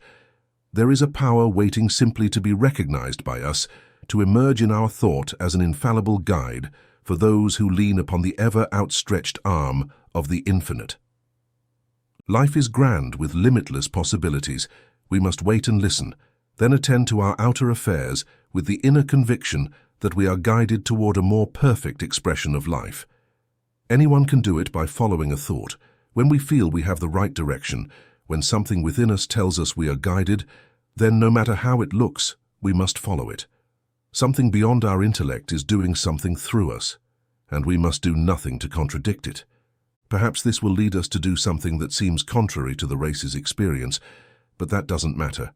All progress in invention and every advance in any field has always been ahead of what the race's experience thinks is possible. Great men are those who have a vision and work to make it a reality, never looking sideways, but with determination and serenity, persevering until they achieve it. This may require a lot of patience and a lot of faith, but the outcome is as certain as the reality of a supreme being.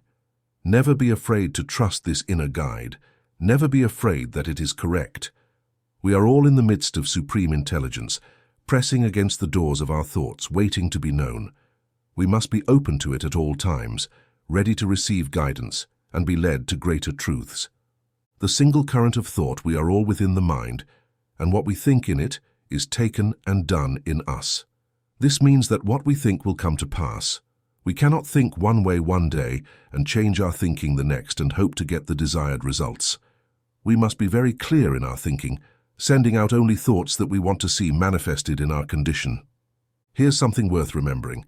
Unless we are working with people who think like us, it's better to work alone.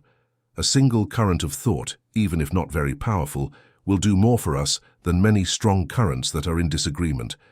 This means that unless we are sure we are working with people who harmonize, it is better to work alone. Of course, we cannot withdraw from business simply because people disagree with us, but what we can do is keep our thoughts to ourselves. We don't need to withdraw from the world to control our thoughts, but we must learn that we can remain in the world and continue to think exactly what we want to think, regardless of what others think. A single current of thought, sent daily to the creative mind, will work wonders in a year. The person who practices this will have completely changed their life conditions. The way to do this is to spend some time every day thinking and mentally seeing what one wants to see, the thing as desired, and then affirming that it is already done. Try to feel that what has been affirmed is the truth. Words and affirmations simply shape thought. They are not creative. Feeling is creative, and the more feeling there is in the word, the more power it will have over conditions. By doing this, we think of the condition only as an effect, something that follows what we think. It cannot escape our thought. This is how all creation expresses itself.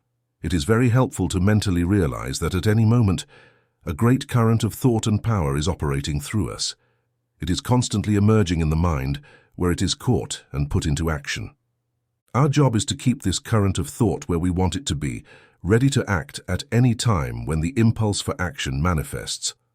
Our action must never be negative. It must always be affirmative, because we are dealing with something that cannot fail. We may fail in realization, but the power itself is infinite and cannot fail. We set in motion an absolute current of thought that will never cease until it has accomplished its purpose. Try to feel this. Fill yourself with great joy in feeling that you have the ability to use this great and unique power. Maintain clarity of thought and never worry about how things seem to be unfolding. Let go of all external conditions when working in the mind, because that's where things happen, where creation takes place, and now it's doing something for us. This must be believed as never before, known as the great reality, felt as the only presence. There is no other way to get it.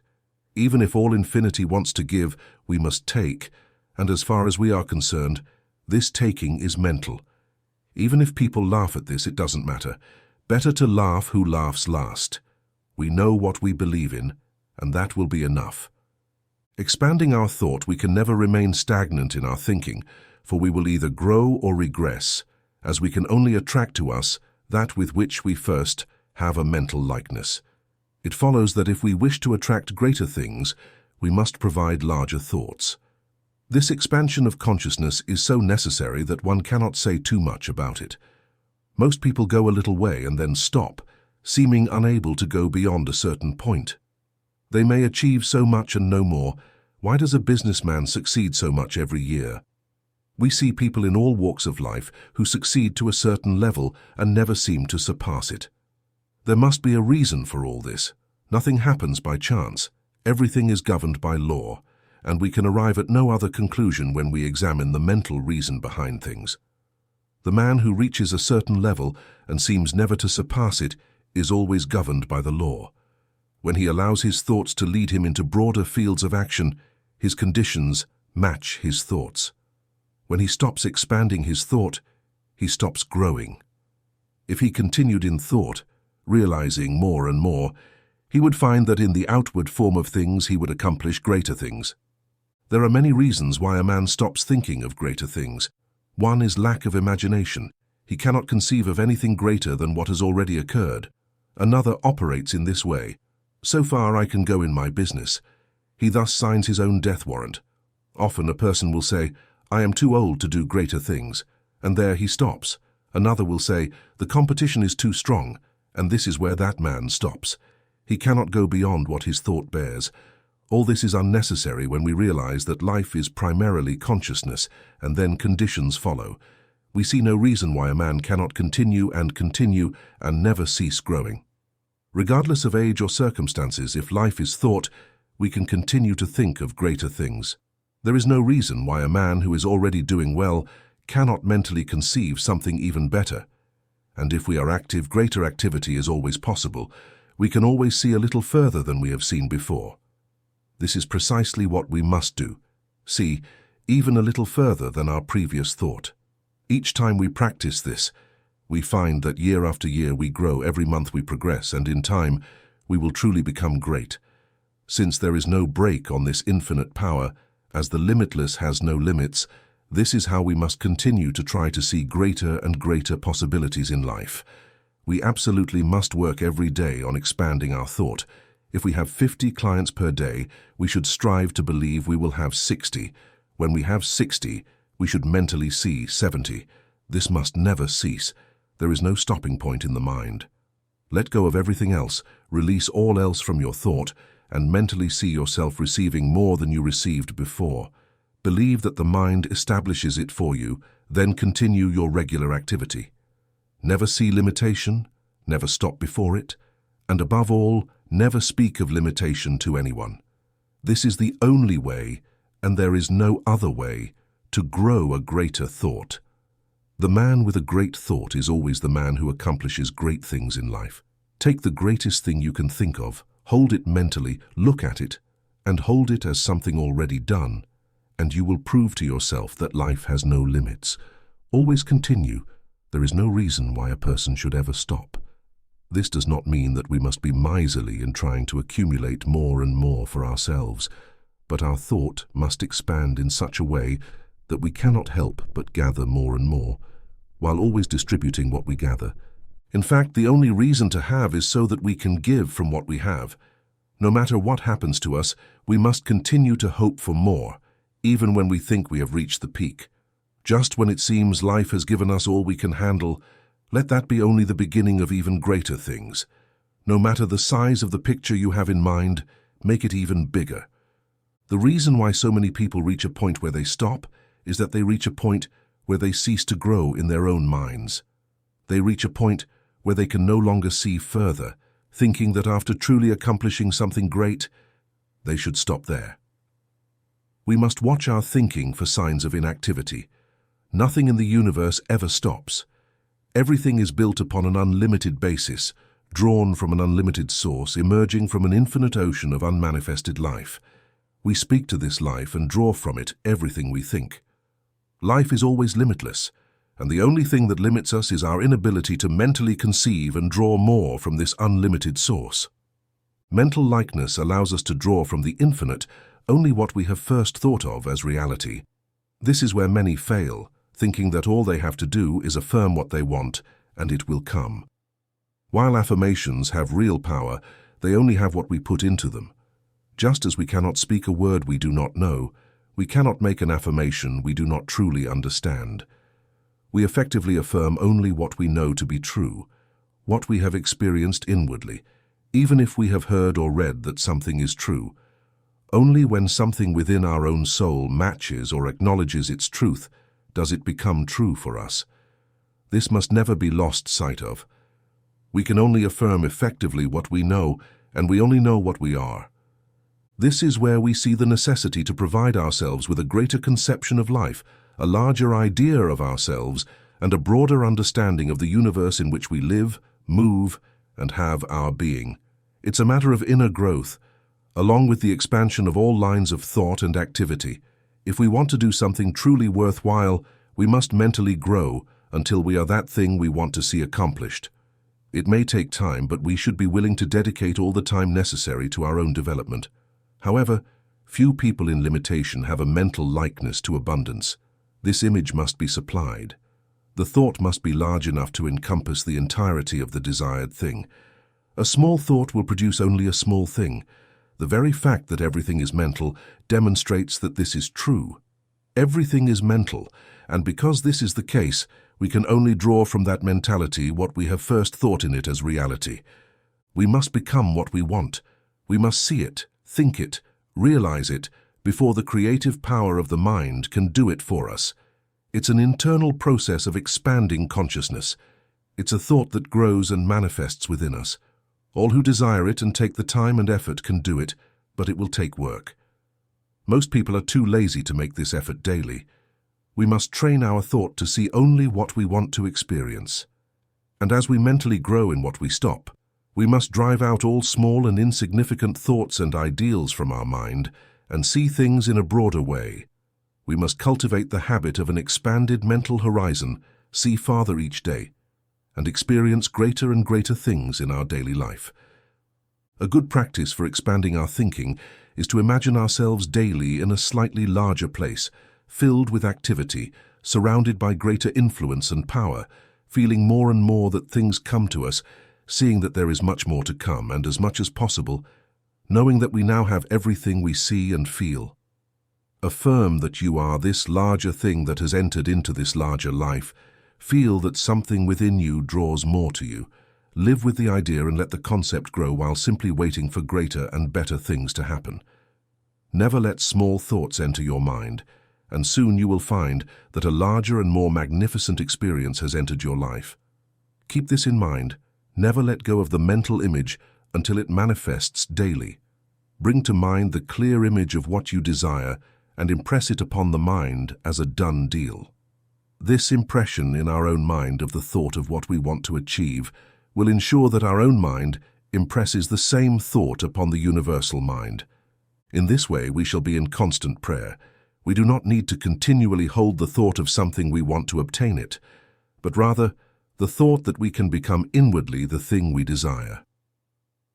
15 minutes twice a day are enough to demonstrate anything, but the rest of the time must also be used constructively, meaning we must stop all negative thinking and abandon all erroneous thoughts by holding on to the understanding that it is already done for us.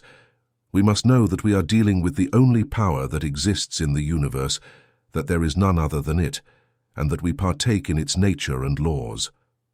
Always behind the word we send forth must be serene confidence in our ability to speak to the power and will of the Spirit to act for us. We must gradually grow in security and confidence in the invisible world of spiritual activity. It is not difficult if we remember that the Spirit accomplishes things of itself simply by becoming the thing it does. And since there is no other power opposing it, the Spirit will always function. The Spirit will never disappoint us if we never cease to believe in its goodness and its ability to respond. Life will simply become a grand song when we realize that since God is for us, no one can be against us. We will simply cease to exist, destroying all thoughts we do not wish to experience. We must resolutely set our faces towards the dawning consciousness of the Sun of Truth, seeing only the one power. We must destroy the adversary and make way for God or good.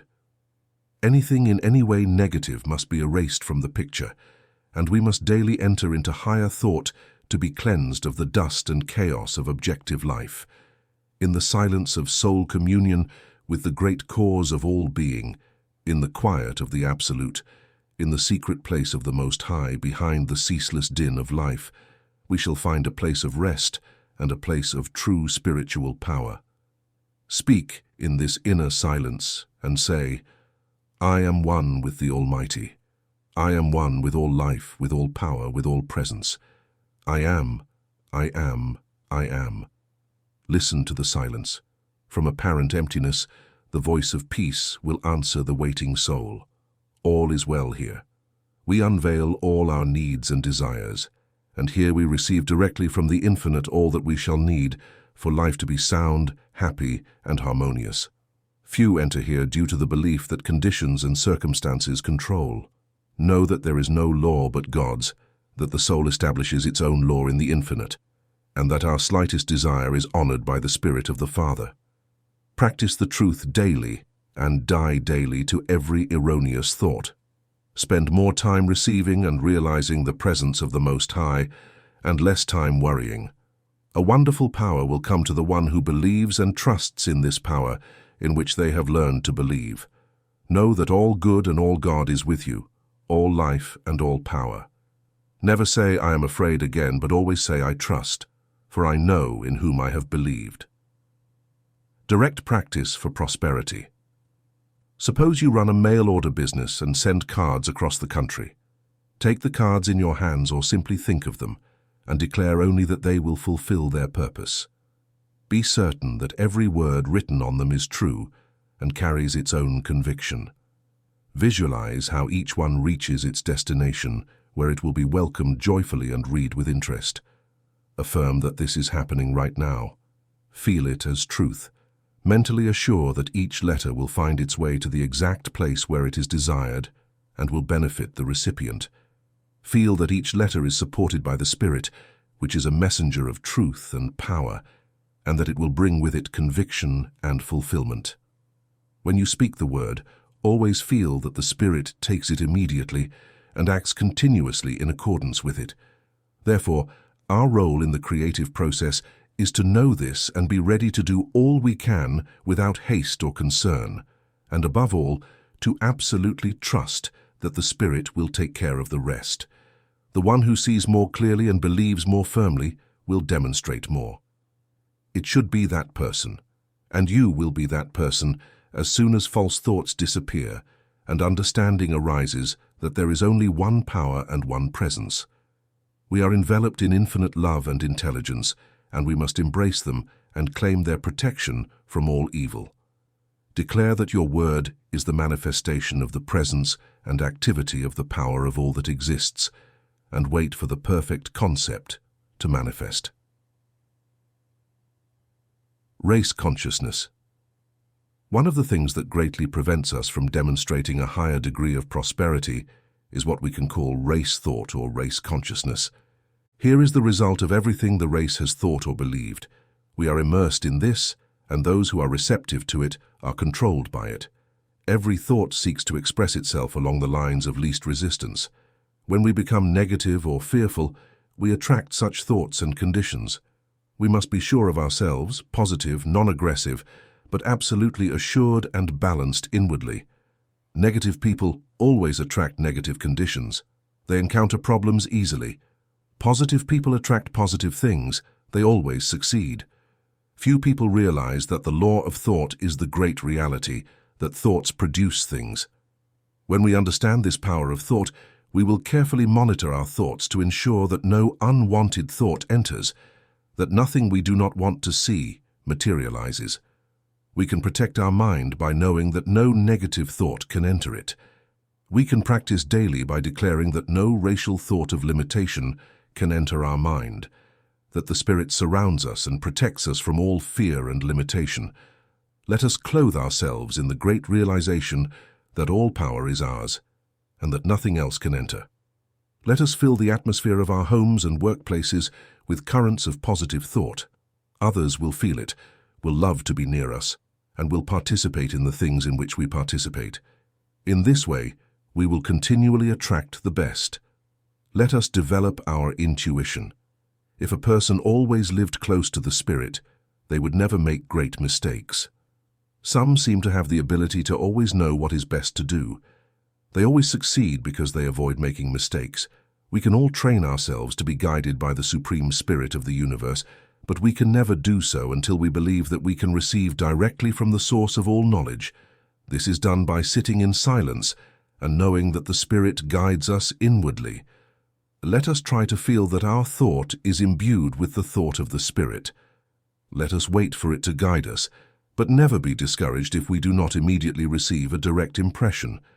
The work is in progress even if it is not seen or felt. Thought forms in our mind and will emerge over time as an idea.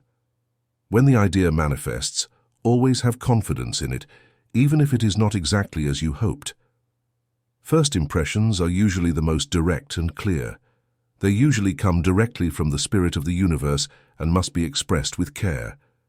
Let us declare while sitting in silence that intelligence guides us, and so it will. Activity presence. Suppose your place of business does not seem to manifest activity. Customers are not showing up. For the person in the business world, the presence of clients typically signifies activity. Suppose you have come to believe that the principle works just as well in small things as in large. What you want now is greater activity. How will you see activity when there isn't any? This is a big question. Truly, we must ignore what we see and what we have experienced. Yes, absolutely, there is no other way. If we continue to see things as they appear, we can never change their appearance. What we must do, despite apparent inactivity, is to know and mentally see and declare that we are amidst activity. Feel this mentally true. Visualize the place filled with people, knowing it is full of clients all the time. Affirm that your word attracts them. Have no sense of strain about it. Simply know that you are dealing with the only power that exists. It will work. It must work. Realize that when you have spoken the word, greater energy has taken it and established it in you. Have no thought of limitation. Mentally speak forward with perfect confidence. If you have the mental capacity to see the place full, combine that with the word and visualize it daily as if it were always full. Have faith in a higher power in everything you do. Feel specially taken care of. This is true when a soul turns to the universe of unmanifested life. At the same time, it turns to itself. Jesus told the story of the prodigal son. The father saw him from afar. There is always this turning towards us from the fatherly spirit, when we turn to Him and come into closer contact with life. We must keep our mind clear so that when the Spirit brings the gift, we are open to receiving it. Even God cannot impose things on us by force. We must receive even before seeing it, because weak and powerless hands fumble in the dark and touch God's right hand in these shadows and are raised and strengthened. Always when we believe, we will have this honest belief of the Spirit of life, mentally seeing exactly what we want to see, persisting even if the heavens fall. We will succeed in proving that the law of life is a law of freedom. God made man so that he would have everything the universe contained, then left him alone to discover his own nature. Let go of all effort and struggle. Know the truth deep in your soul and have absolute confidence in it. Declare daily that you are guided and protected, that the power of the Spirit makes everything happen, and wait in peace and perfect trust. This mental attitude will overcome everything and prove that the power of spiritual thought is the only real power in the universe. Attracting your own to you. Suppose you wish to attract friends and companions to you. Expand your circle of friends. This too can be resolved by the law, for everything can be resolved by the same law, since all is one, and the one becomes many in expression. There are too many people in the world who feel lonely because they have a sense of separation from others. What needs to be done is not to try to unite with people, but with the principle of life behind all people and things. Work from the center and not from the circumference. In this single mentality are the minds of all people. When you unite your thought with the whole, you will be bound to parts of the whole. The first thing to do is to realize that life is your friend and companion. Feel the divine company.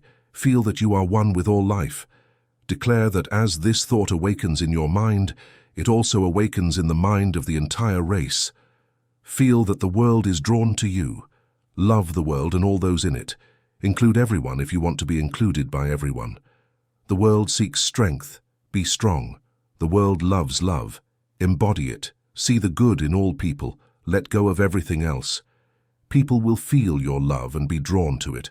Love is the greatest power in the universe, at the foundation of everything else, the cause of all that is.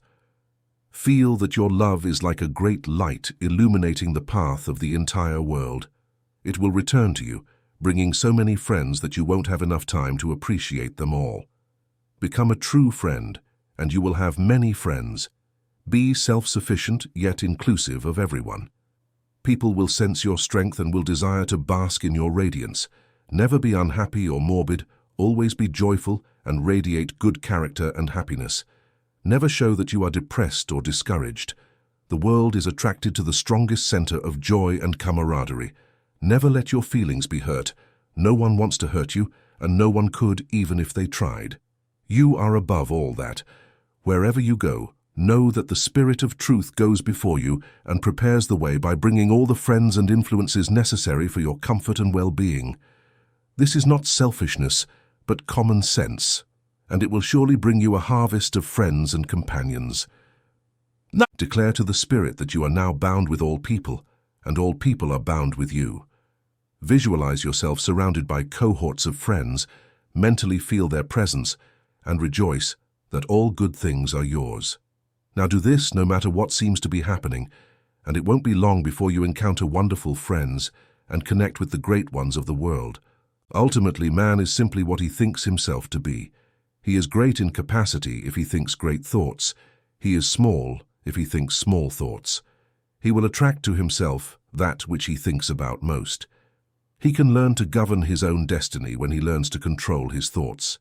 For this, he must first realize that everything in the manifest universe is the result of an internal activity of the mind.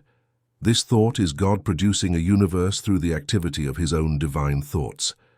Man is in this thought as a thinking center, and what he thinks governs his life, just as God's thought governs the universe by setting all cosmic activities in motion. It is so easy to understand and so simple to use that we often wonder why it took us so long to discover this greatest of all truths through all ages. Believing in what one thinks to be true, thinking daily in the mentality of what one wishes to see come back, eliminating negative thoughts, maintaining all positive thoughts, thanking the Spirit of life for being such, always having confidence in the higher law, never arguing with oneself or others. These are the steps that, when followed, will lead us where we will not have to ask if it is true, for having demonstrated it, we will know it. The seed that falls into the ground will bear fruit of its own kind, and nothing will prevent it. Let those who have ears to hear, hear.